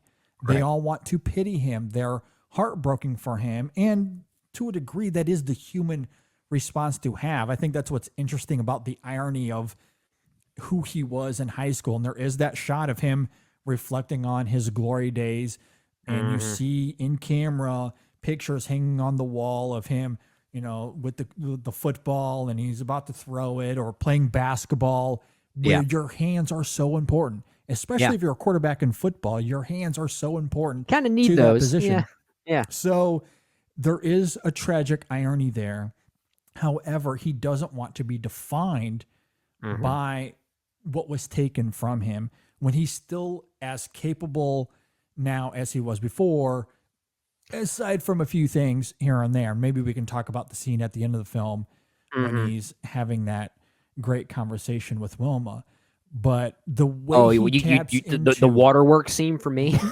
Yeah, it's really great. But the way Russell taps into that earnestness of, I can do these things, and Wyler letting him demonstrate those things. He can do them. He can get his shirt on and off. Yeah. He just can't button it. So like there is this incredible duality there where you can't help but feel sorry for him, but at the same time he doesn't want or need you to feel that way. And he reverberates that with incredible conviction. It is a stunning performance. It truly is hard to believe that he's a non-professional actor. It's so layered too. I think of the scene at the soda shop or the drugstore that leads to this physical confrontation involving Fred. You mean the conspiracy theory guy? It's crazy that that's a thing then in 1946. I mean, nothing's changed on that front. It's a very one-sided scene from a thematic standpoint, but it's perfectly fine that it is. I'm glad that it's here in 1946. That's what gives it the edge. But what makes it layered for me is honestly Harold Russell's performance, because this man approaches him and says, "Can I ask you a personal question?" Which most likely is this one thing about the hooks, but it really could be anything. He goes directly to his hands. He just starts talking about his hands and showcases how proud he is that he could still do these things. But him going eat the ice cream again in camera, Wyler just lets that happen. I'll give you 10 seconds to eat ice cream. He does that often here. Yeah, but even so, like the fact that he jumps right to that it might suggest that there is still this lingering insecurity that he has to prove something, right? Even from someone that might not be asking that. Like there is this almost hidden layer to it all, given the scenes that we knew earlier that sort of recontextualize it then. And he feels that way because no one believes him. Like they're constantly demonstrating this pity. He sees it. They might not voice it, but you can read the room. And he knows that people are looking at him a certain way. Or in the case of the man there at the counter, directly wants to ask him about it. And he knows that's the first thing. It's the same thing with the kids earlier in the film. They want to see the freak, as he calls it. Like he's aware of it, but I think a lot of that feeling of I need to prove something, it comes from that directly. If everyone just treated him as normal as everyone else, I don't think he would feel the need to go to that directly. Like that scene plays out very differently if his family and friends didn't show him pity. If the kids just looked at him as normal Uncle Homer, like if that's all it was, then he doesn't punch the guy in the face. Well, maybe Yeah. he does because it's a different reason why he does that. But he might not go directly to his hands immediately. The Yeah. whole conspiracy theory aspect of it, I find hilarious because that's one of those moments where you forget why he's confronting Homer, but then you look at it through the lens of today, of 2024, and it's like, oh, okay, that still happens now. Humanity hasn't changed on that in that front. Did you feel bad at all for that conspiracy theorist at the end? This is what I actually think is kind of interesting about the movie, because technically I didn't, but at the same time, the film does go out of its way to suggest that Fred's punch did actually hurt him. Like, he was severely injured when he landed on the glass. And I think the film is at least trying to showcase that Fred did a great thing protecting his friend and standing up for what was right, but maybe was too aggressive with it. There's maybe some like debate you can have there. I think the film is at least aware of that. I'm not really sure. Yeah, I don't know if the film is trying to invoke any nuance there. I don't think that it wants to have that conversation. I agree with you that it's one-sided, and I think it's supposed to be. Because if anything, I think it's mocking that kind of mentality. Yeah. Of course, we went to war. We fought for freedom, and we fought against tyranny. Those men didn't lose their lives for nothing. Homer didn't lose his hands for nothing. Which is, and especially in the world of social media, that kind of thing is heightened all the more. So I don't think the film is trying to do anything more than that. I think the thing I'm latching on to is, I feel like in most movies around this time, when you get that kind of confrontation from a one-sided argument, after the subject of that confrontation, basically the reason for that confrontation, in this case, the conspiracy theorist, when they get their comeuppance, there's usually this reaction shot of them realizing something, right? We don't get that here. Like we don't see his face at all after he has been hit, which kind of suggests he's probably going to the hospital. And good for him. But the fact that we don't get any acknowledgement from that, I think it's different. It just created this different vibe that made it seem like a different interpretation, or not interpretation, but a different depiction of how these confrontations happen in movies, especially of this time, which I think makes it more challenging. For sure. And rightly or wrongly, Wyler is not interested in having that conversation. Fair. As far as he is concerned, this is a one-sided argument. Yeah. This is a one-sided conversation. We're not even going to give you a moment to debate what had happened. You're a moron and you're wrong, and we're going to take it out on you if we need to. And part of the violence there is that Fred is standing up for his friend. That's certainly part of it as well. But Homer certainly escalates the situation. He gets physically involved there to begin. And I think mostly that moment there is commenting on the ridiculousness of that particular conspiracy theory. Now, context, I think, really does matter a lot when it comes to that kind of conversation, because with World War II, I think it's a little bit more black and white. Yeah. There was tyranny that they had to fight against, despite them taking some time to get there, as we talked about with Casablanca. But they finally got involved, and they needed to, smother those fires. Right. When it comes to something like Vietnam, I think there is to that kind of thinking. Sure. We've seen that explored a lot in film over the years as well. We've even gotten it a little bit with, the war on terror and going to Afghanistan in the early 2000s and that sort of thing. Whether that was right or wrong or not. There's dubious reasons for why those wars existed. World War II, despite certain facts you want to debate about, the president, did they know that the Japanese were going to attack? Were they slow to react? There's some debate to be had there, genuine debate to be had. I don't think that's conspiracy theory. But getting into the war itself, it's pretty crystal clear why the United States needed to get involved. Yeah, I agree with that. So maybe it's in this context, because it's more black and white, I don't think there needs to be any sort of nuance here, I guess is what I'm trying to say. I don't need the nuance, no. If anything, what I was commenting on is the way the escalation resolves itself it resolves itself in a way that I don't normally see from other movies of its kind, especially during this time. Like, I feel like it tries to crystallize itself in a different way to give a certain reaction shot from that person that was in the wrong.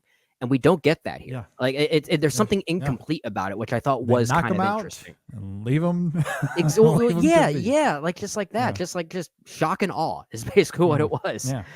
Get out but of here. I don't need any. There's like the visceral quality of that, I think, is what I was latching onto. Like it's not just it's a violent scene. It's a very violent scene. Fred does not pull his punches, if you will. He certainly went. Oh, full he go could have into it. killed this guy. Yeah. Do love that about the moment. Speaking of Fred, I want to transition to him quickly here because he's equally this tantalizing character in this film. Earlier, he talked about how he's reluctant to go home. Part of that is because he doesn't know where his wife lives. She's moved into the city, has this apartment that he's never been to. That's certainly part of it. But we do know, similar with Al, similar with Homer, there's just this uncertainty and you don't know what to expect.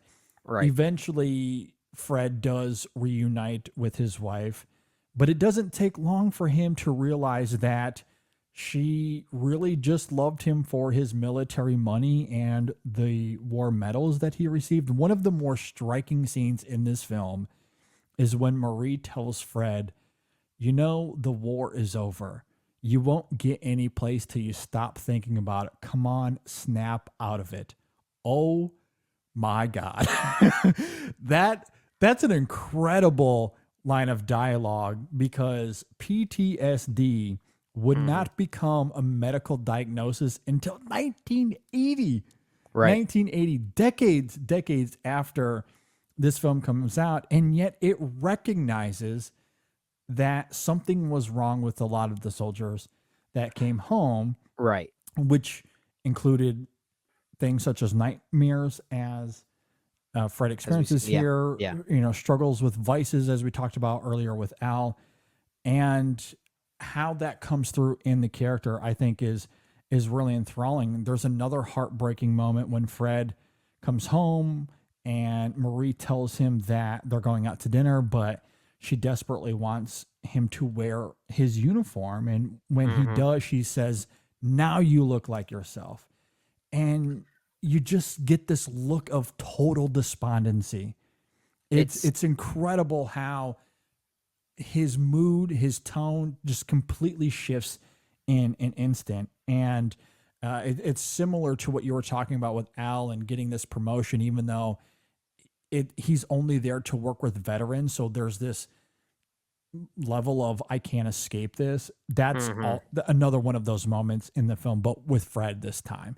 Even when he tries to become a civilian, he's trying to transition into civility, and he can't. Like, Marie is holding that back as long as possible. Now you look like yourself. You look like the person I want you to be, even though he desperately wants out of that. You know, I love talking about the character of Fred, and I love the performance from Dana Andrews, who, Oh my gosh, yeah. I think he's so great here, so tender. But I feel like in order to talk about what makes Fred so interesting, I have to talk about Virginia Mayo's performance as Marie, his wife, because she spouts out some of the most philosophical truths for this movie, and yet is somehow one of the most insufferable movie characters in movie history. And like for the right, like I mean that as a compliment. Like, she is kind of the villain of the movie, because her materialism is sort of complicit in keeping Fred tied to his war past that he cannot escape from. Like you said, she loves seeing him in the uniform. That's the person that she married. And for context, these are two people that got married pretty instantaneously. Quickly. I think they've only known each other for like 2 months. I think they said maybe it was even less than that. As I think back on the film's narrative, but she is very complicit in sort of triggering Fred to keep himself tied to these detrimental things. But she always says oh, like you're only pulling $32 a week. Like we can't go out to dinner. We can't live. We can't go out dancing. We can't do these things. And clearly she's tied to the life, the life outside of where they live. She likes the things. She likes the stuff. Yeah. And yet at the same time, she's spouting lines out like you're talking about, and even is the one that spouts out the film's title. The film's title is a reference to something she says. And you can't take the character away because she is sort of the thematic crutch in a lot of ways. Yeah. But you don't like anything she does. I think that's so interesting about her. She's so compelling in that regard. No, I agree. Virginia Mayo is terrific at being the heel here.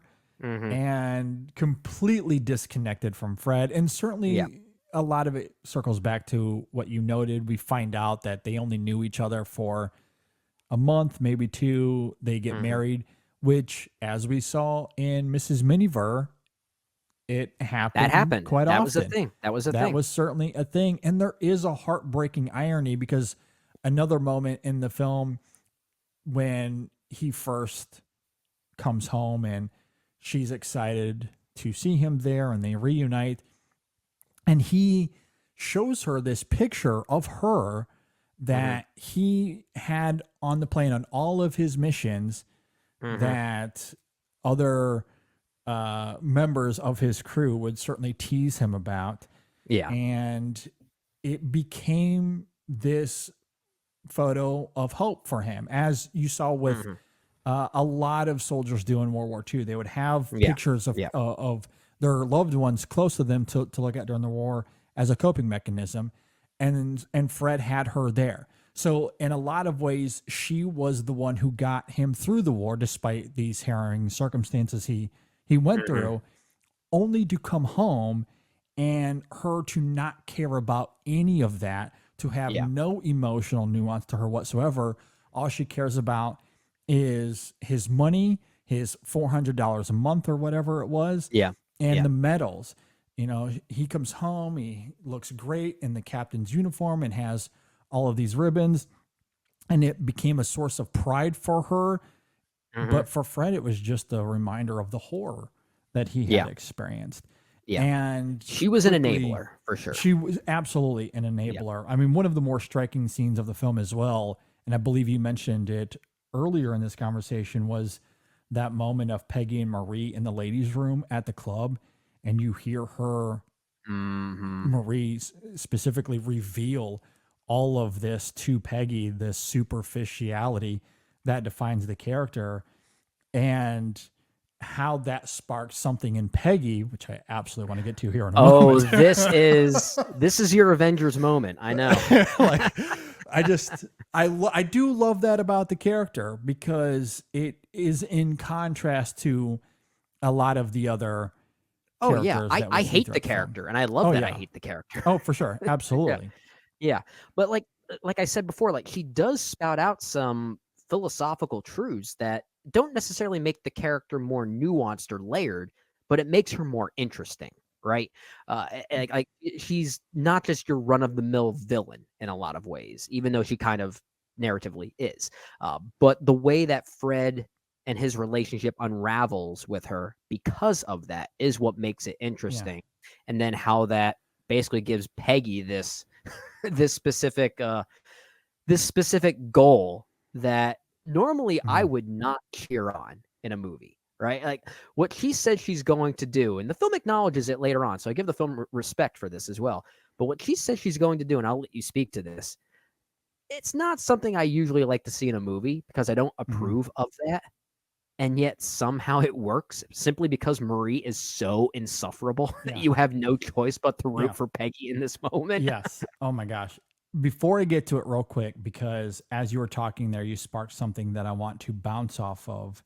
Okay. And that Marie, I just love how this film deconstructs the idea of these guys being heroes.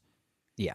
Because Marie is representative of this irony. And it's not just Marie. What's great about the film is she's in a group with many other characters. It's Al's bank manager.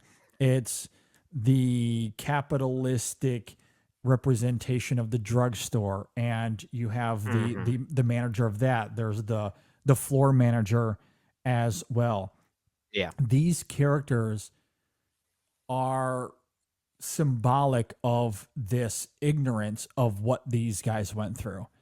They went to war, they fought for freedom, the freedom that they are thriving off of, and they have absolutely zero gratitude for it. Like zero idea that the freedoms and the joys that they experience, this financial stability or this cozy job they have, is a result of their sacrifices. Yeah. And there's a complete disconnect there. I do love how the film taps into that idea. All those which sides. Is why All those sides. Yeah. all those sides. It captures the entire population. Which I love. Exactly. Which is why those characters are so important to this film. You love to hate them here.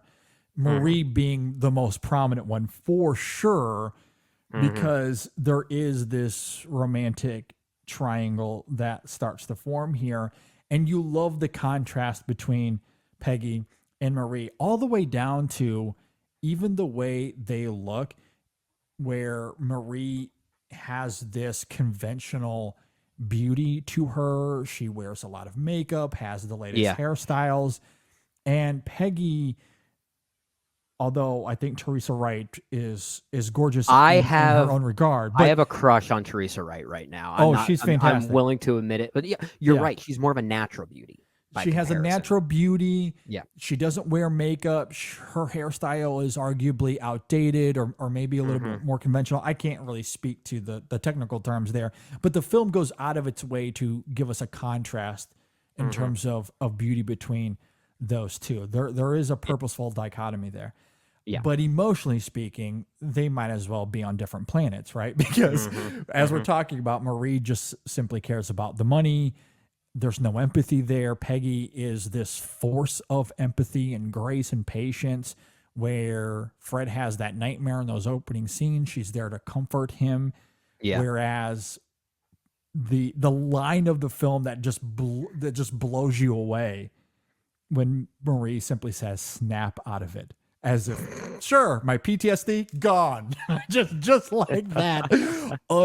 Unbelievable. So bad. So there's this great buildup, this gradual buildup, where you see these endearing, charming, wonderful scenes between Fred and Peggy, and you're allured by their romanticism, but you understand they're blocked by the presence of Marie. Yeah. So it comes to a crossroads where Peggy reveals to her parents that she is indeed in love with Fred, but they recognize that, hey, he's married. This is a problem. So they ask her what she's going to do about it. And I love Wyler's direction here, because there is this buildup of anticipation, this buildup to the reveal. It doesn't happen quickly. It is kind of manufactured in this wonderful. She totally says, "Avengers assemble." I love it. There's this buildup. There's this anticipation.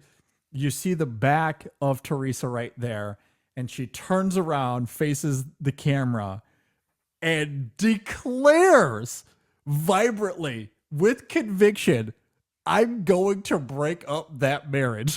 And I stood up and applauded. Yes, let's do it. I'm in. What do I need to do? I'm totally there with you.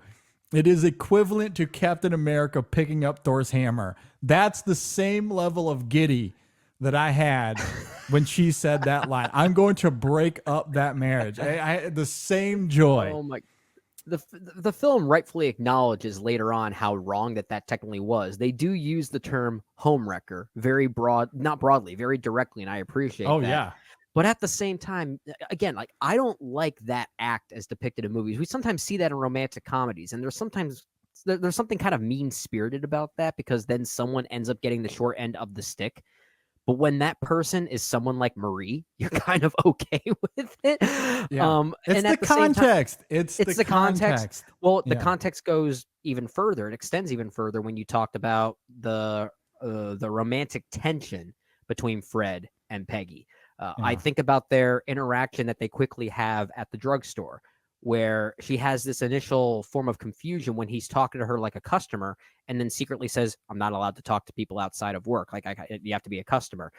It reminded me of the connection that Glenn Powell and Adria Arjona had with the cell phone scene in Hitman. They just like instantly they were on each other's level, like, and they played along with it. And that's the sign of good romantic chemistry, and they have it so much that when you get to that ending, I mean, man, William Wyler really plays with the suspense of waiting for that moment between the two of them. That camera lingers what feels like 20 minutes before he finally delivers what you're waiting for. Oh my gosh, it's just the best. I want a clip of that moment. I'm going to break up that marriage with Alan Silvestri's Avengers theme, like to where the main theme hits as soon as she says it, like as soon as Captain America says assemble, like you would get the film nerds up in a tizzy with that one. Like I love it. The build up to it, the music, the dialogue, it's perfect. It is a literal fist in the air moment that I do love. And you're right. It's not as if we're often rooting for infidelity. And you know, something like I joked about it with Casablanca, where we're like, we're all good with this, right? Like we're all just accepting that this is okay. And it's different like that. And that's a context where it is different because you, to one degree or another, you actually like all three of those characters. So it makes it a little and it makes the right choice in the end, which I appreciate. And it makes the right choice in the end. Absolutely. Yeah. Where this is a film that is a little bit more brazen in its approach. It's because of what Marie represents. It's the disconnect between the two of them. They even speak openly at one point, or there's dialogue anyway. I can't remember the character's name, but the date that Peggy brings to the double date they go on. Woody, his name is. Like speaks to how they openly hate each other. Like they just don't like each other. But even when you first meet him, the first thing he wants to do is try and grab Peggy and give her a kiss without her permission. So even he has kind of like this scumminess to him. Yeah. They're perfect for each other. Absolutely. So again, the movie does the right thing by making you root for infidelity because both Woody and Marie are just insufferable. So. Exactly. And look, it might be a little tropey in that regard. You can sense that that's where the film is building, but the execution is just incredible. It's absolutely if I feel it, then it works. That for a movie like you like absolutely if I feel it. Yeah, and you absolutely. And I think feel it. And to your point, I think that's where chemistry is just so important because Peggy and Fred, Teresa Wright here, and Dana Andrews are striking together. There is an electricity when they're on screen. And equally to Virginia Mayo's credit, as we talked about earlier, I think she equally has a great chemistry with Andrews, but on the other end of that spectrum. They do such a great job of demonstrating that there's like this loathsome feeling that they have. Yeah.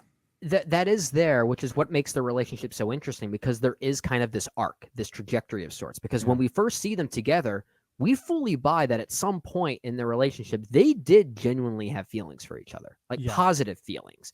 Of course, that changes considering that they didn't know each other for very long. So it's kind of like this heartbreak kid-like moment where you start to learn, okay, now too little, too late. I'm starting to finally get to know who this person is way too late in the game. But it's not like it was all rough and problematic from the get-go. Like when they first interact, there is a tenderness between them. And that's a really important distinction here because that opening moment between the two of them when Fred first arrives there, it is endearing. And you do get a similar sense as we saw with Homer and Fred, this reuniting and how emotional that is.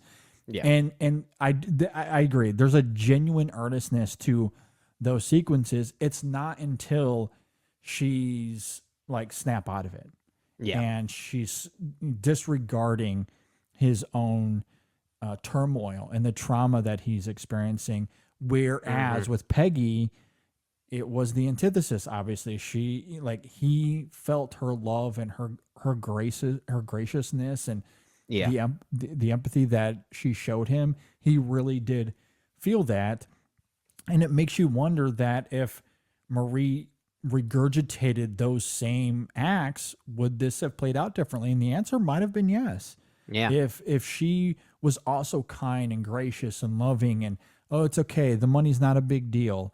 And, you know, I appreciate your medals and stuff, but you don't have to wear that around anymore. That's okay. Like, No. if that's how she reacted, you know, then his relationship with Peggy, maybe that dissolves earlier. Maybe it's not a problem. Yeah, I'm glad it doesn't go that way, because I Yeah, think I agree. that would have made the movie a more nuanced romance, but then it would have undercut the things we talked about earlier about these different perspectives of servicemen coming home from the war. Exactly. There's Yeah, there's a larger goal in mind, which Yeah. is why Marie is depicted as perhaps as one note as she is here.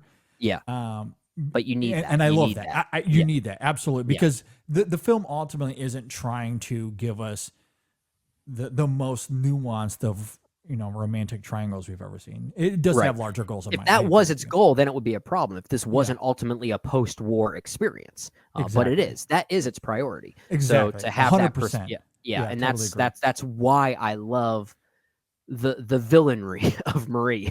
Yeah, to call it and that. that's why moments like I'm going to break up that marriage, you equate it to something like the Avengers, because the Avengers Cathartic, movies, yeah. as much as I love them, Endgame especially, it's a moment that wants you to feel these high highs. It's not going Yeah. for character beats and, you know, drama as you saw in maybe some of the other individual films, or, these, you know, like something you would get from an auteur.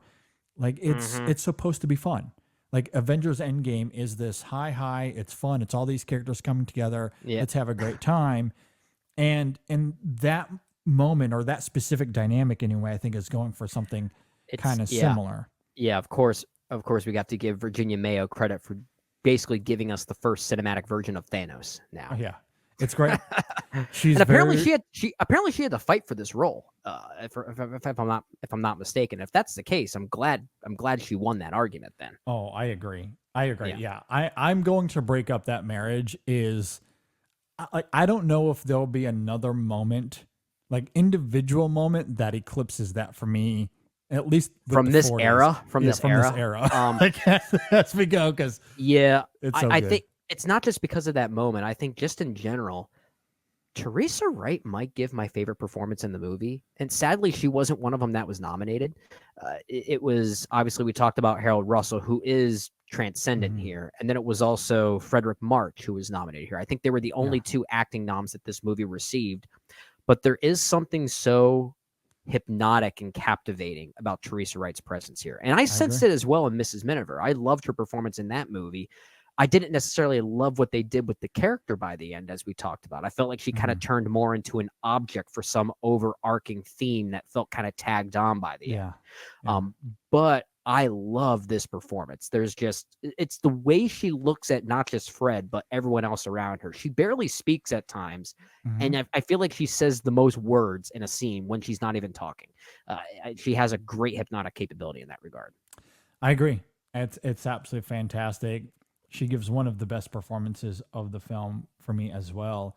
Yeah. Honestly, it was really hard on this rewatch to decipher if I had a favorite. I clearly had a moment for sure, but I loved all of these performances so much.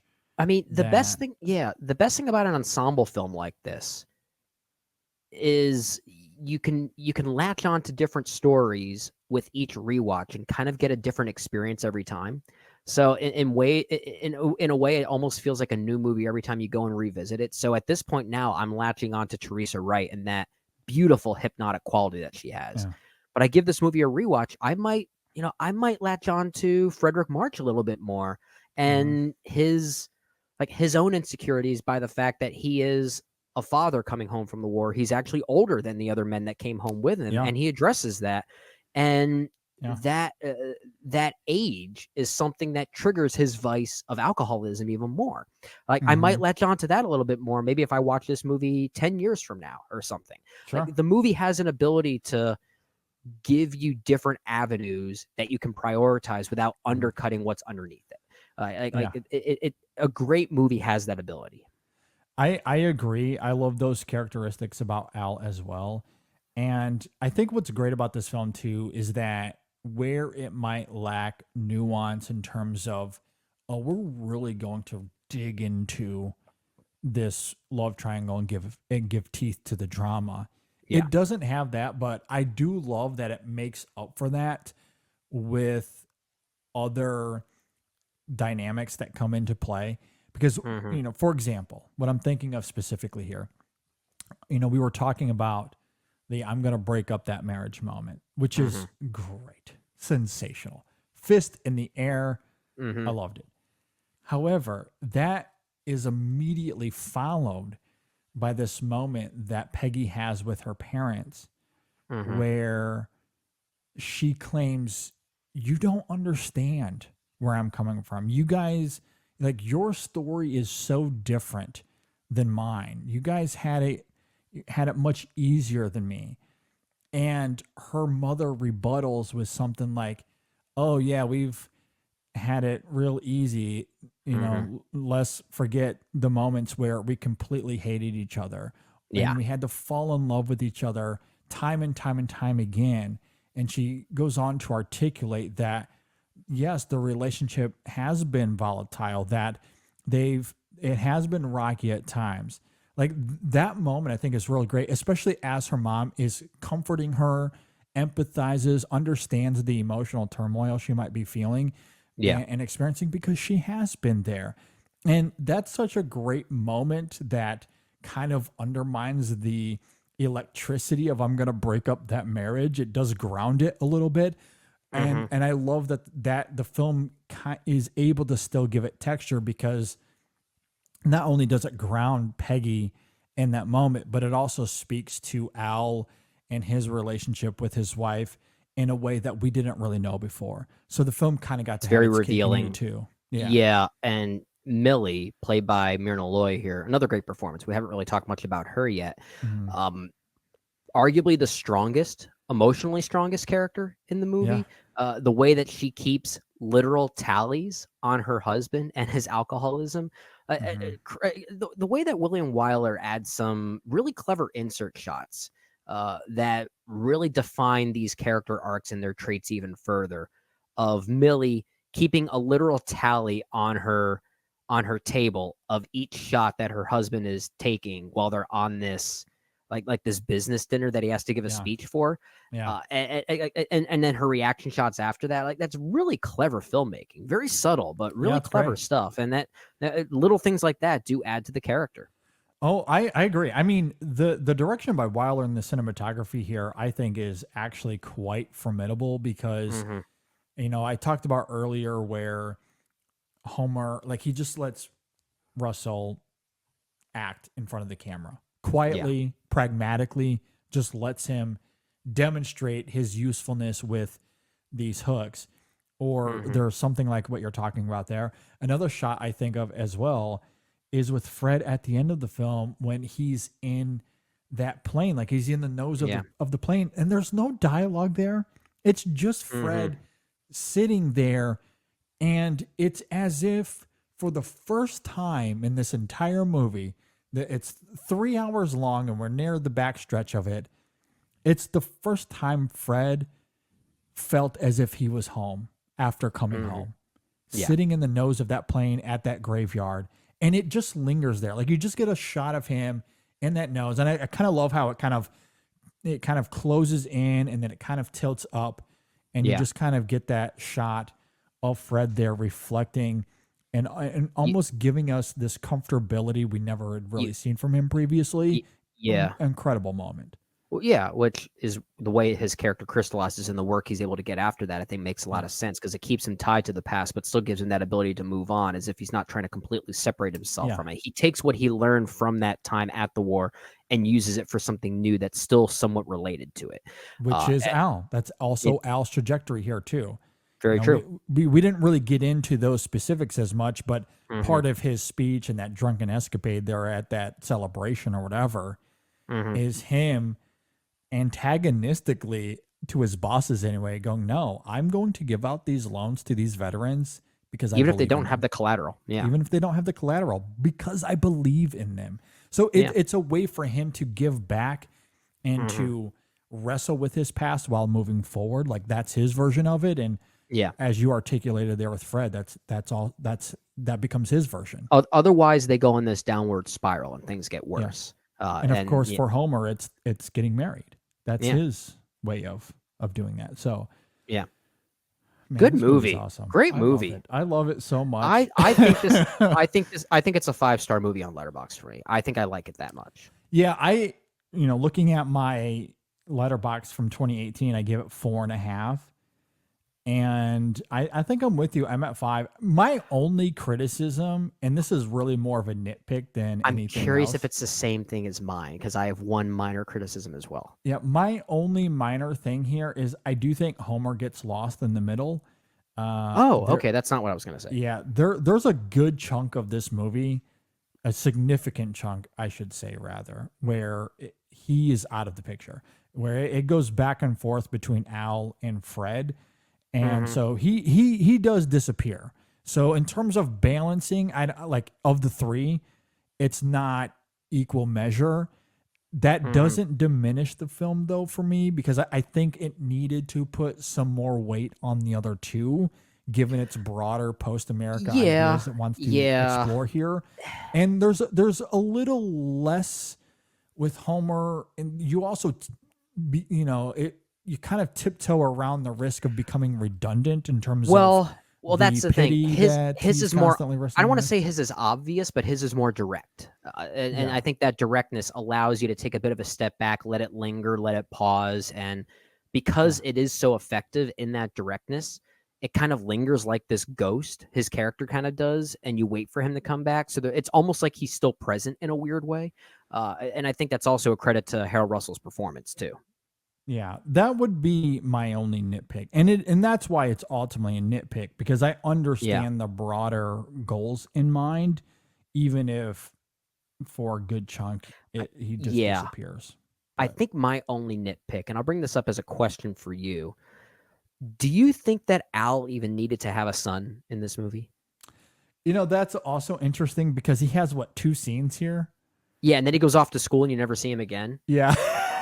I mean, I do think that is a little futile, I guess. I don't know if we really needed to have that here.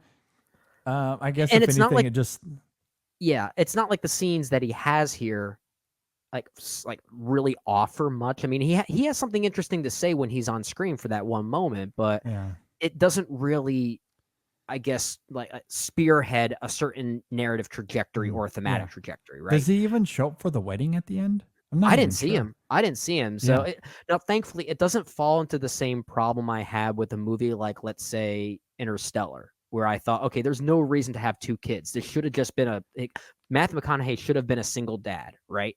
Just one child. Yeah, that's a Murph. great point there. Yeah. Yeah. Now this I do movie's think that becomes a problem. It's a problem in that movie. It's not quite a problem here because because that character in Interstellar kept coming back. He was part of the movie completely. So I kind of forgot about that because I get so mad about the ending of Interstellar, about how fleeting that moment is, that you forget about both Timothy Chalamet, his other kid, Timothy Chalamet, and Casey Affleck. Like, you have 2 great actors playing his son, and it's like, yeah, you know what? I'm a dad, but I only care about my daughter. Like, it's kind of how I only it have comes one off. kid, really. I have no son. He's dead to me. So it's like, thankfully, the best years of our lives doesn't fall into that same problem. Yeah, that's a good point. I agree. His son is so futile, as you said, it doesn't really matter. But I was sitting there thinking, like, did he need to be here, even at all? No, I don't think so. If anything, I think it just demonstrates again the disparity or the aspect of life he's in comparatively to Fred and Homer. And that he's married, he's got 2 kids, he's got this, this cozy job, he's wealthy, like he has the life. He shouldn't have any problems, right? Yeah. Like, I think that's kind of the idea it's going for. Sure. But narratively, dramatically, there's no room for him in the end. And so we had to cut someone out, and unfortunately that was him. At It least do, they made, it doesn't bother me given the it doesn't bother me. overall I just sat there idea of the thinking film. like, hey, he has another kid. I guess Yeah. Teresa Wright's more important, and I understand why, but still, it Yes. just couldn't help but think about that. The only other thing I would add to this film, and I don't really have, I didn't do as much digging into this as I would have liked to coming into this conversation. I simply ran out of time. But I think there is a conversation to be had about the camaraderie between the three of them, Al, Homer, and Fred here, specifically with Fred and Al. Yeah. And like how close they really are. Like there's a lot of excitement to be had around around the three. Like they get It's very brotherly. excited. It's very brotherly. They're very close. There's even that gag at the beginning of the film when they're in the cab and they have to bring Fred back into the cab because he's gonna pass out drunk there in front of the apartment. And you see Fred and Al kind of cuddling there in the back, and they kind of make a joke about it. They say, "Don't they make a cute couple?" I think is what they say. something like that. But you really do get a sense of, which is ironic because they experienced the war in three different ways.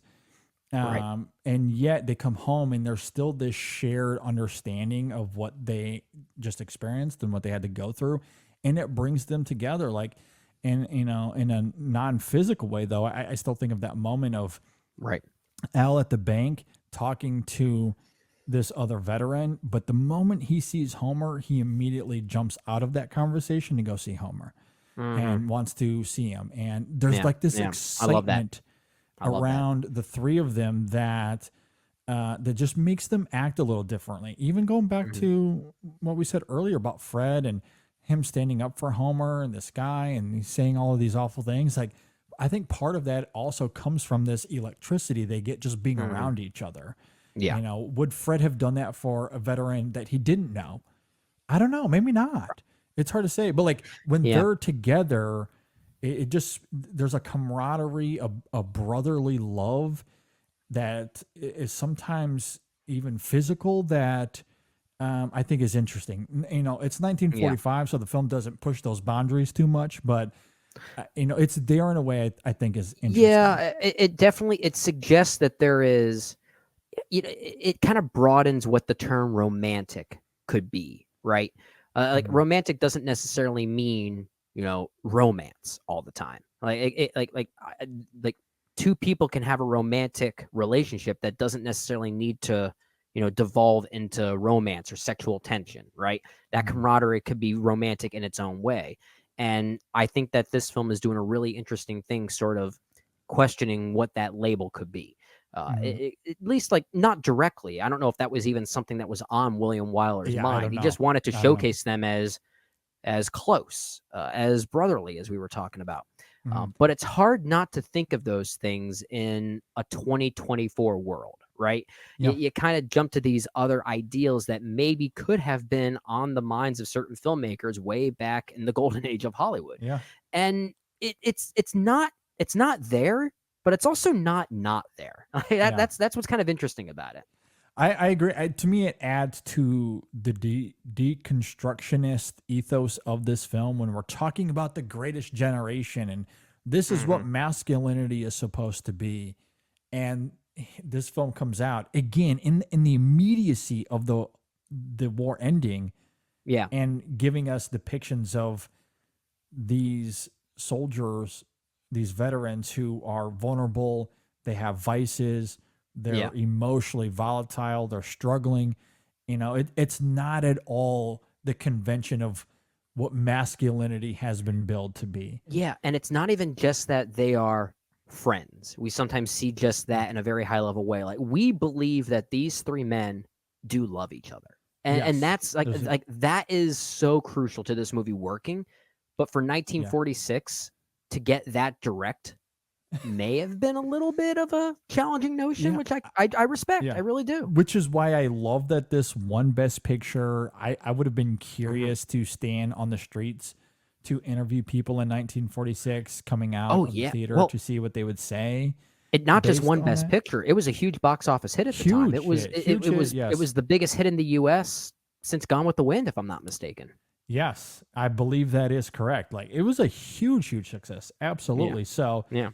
and I think part of that is the whole, hey, we're closing the circle here on World War II, even though It's there was like plenty of hey, the World war II just films ended. come out Here's a movie afterwards, about but- the world ending, or not the war Exactly. ending. Yeah. But like, yeah, I mean, but that's the film that struck a chord with people, that Right. struck a chord with voters. It's not even just that it's a World War II movie post World War II, but it's a depiction of life in America in this real raw way that people wanted to see. Yeah. And I just find that fascinating. Like that to me is really compelling. And Yeah, great movie. the film just nails it out of the park. It's It's so good. great. Yeah, even a few things we didn't even get a chance to talk about, like the technical merits here, the cinematography here from Greg It's Toland, good. who It's was real good. also a veteran himself. I think that shot of Al and Fred at the bar where it's just stagnant on them, I think that shot's even studied in some film schools, and I understand why, the way it just lingers and kind of deliberately avoids the 180-degree rule. Mhm. And then there's the score here by Hugo Friedhofer, Mhm. which I think is quite beautiful. That Wyler hated. Yeah. I know Wyler apparently hated it. It's- Yeah. I don't know why, but that's an interesting piece of trivia, though. yeah, I mean, I don't know. I don't know if every piece of IMDb trivia is true, but I assume a good chunk of it is. If that's true, that's just hilarious. Like That that is is just funny, yeah. hilarious to me. No, yeah, I agree. No, the cinematography is great. I also love the score, and to put a bow on the whole brotherly love camaraderie thing, because the reason I wanted to bring that up, aside from the broad conversations you can have about it, Mhm. there's a moment in this film circling back to the romance of it, where Fred and Al have a conversation. Al wants to confront him on what are your Yeah. motives here. Like, Right. are you in love with my daughter? And if so, that's a problem. Yeah. And in that conversation, Al goes out of his way. He did not have to reveal this, but he does. He tells him that I care about you as well. Mhm. It's not just my daughter I'm concerned about. I'm concerned about you. Like, I just found that moment to be incredible. Like, it just kind of adds to that whole dynamic in the film, like just how close they are, Absolutely. despite Yep. never meeting until they both flew back to Boone City together Yeah. after the war. It's just incredible. Like, I love how all of that works here. So That's a great movie. This is a great movie. At any rate, we're going long, so we'll go ahead and end it there. If you agree or disagree with anything we had to say here, please leave a comment below if you're watching on YouTube. If you're listening on Apple Podcasts or Spotify, reach out to us on social media, Facebook, Twitter, Instagram, Letterboxd. You can email us InSessionFilm@gmail.com, but we would really love to hear what you think about the best years of our lives. Like, this is, as far as the 40s go, which is where we're at now, this is a true toss-up between this and Casablanca. They're easily my 1 and 2 here. Same here. I think Casablanca's the better movie, but I have more of an emotional response from the best years of our lives. Yeah, that's like fair. if I were to list my personal favorite movies, I think I would probably have more room for the best years of our lives. I respond to the domesticity of this one a little bit more. That's fair. And it's hard for me to really choose because I love them both. I'm gonna break up that marriage is certainly the highest high for me in the series so Sure, far. God, I sure. love that moment so much. But I can't, ignore the incredible film that is Casablanca. So I don't know. Like, Yeah. I go back and agree. forth. It's hard. Like, I'm probably Casablanca 1, best years of our life 2, but it's a toss up. I think it's really, really close. Like, razor's edge.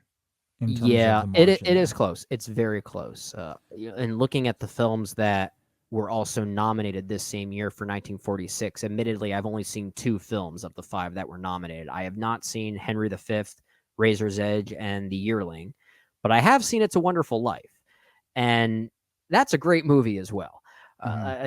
So there are 2 movies there competing.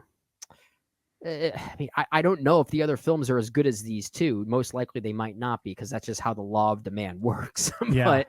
But that's a good 1-2 punch. If those were the 2 frontrunners that year, I think they're both really great. Yeah, no, I completely agree. Looking forward to Gentleman's Agreement next week as we get to 1947. That would be a first time watch for me. That'll be a first time watch for me as well. So really looking forward to that as we continue this series. Real quickly, we noted at the beginning of our review of the best years of our lives that we did a top 3 for performances by non-professional actors. Yeah. Circling back to this. Good job. So Harold Russell was an honorable mention for us both. However, top 3 for you had Bria Venete for the Florida Project at number 3. Oh, okay. Gaspard Menes, not sure if I'm saying that right, for Goodbye Children. And then Carlo Battizzi for Umberto D. That was your 3. That's a good 3. Yeah. For me, I had Quvenzhané Wallis for Beast of the Southern Wild, Lamberto Magarani for Bicycle Thieves, and then Ayano Shiraishi for Grave of the Fireflies. Those are my 3. Those are also great 3. And also great. So like I like again, that I don't know 3 if I I would- have. I don't know if I would change. There's one individual I was thinking of. I was almost. I guess I forgot to maybe include someone like Bjork for Dancer in the Dark. Yes. Which I think if I were to upgrade my top 3, I was to include musicians like that, which I think we did at that time. I would probably make room for her in my 3. That would probably be the biggest change. Admittedly, someone like Harold Russell is so top of mind right now, given the historical significance of that performance for its time. At the very least, he would be top 5 for me. I don't know if I want to shake up my top 3 too much now that I have Bjork in the mix.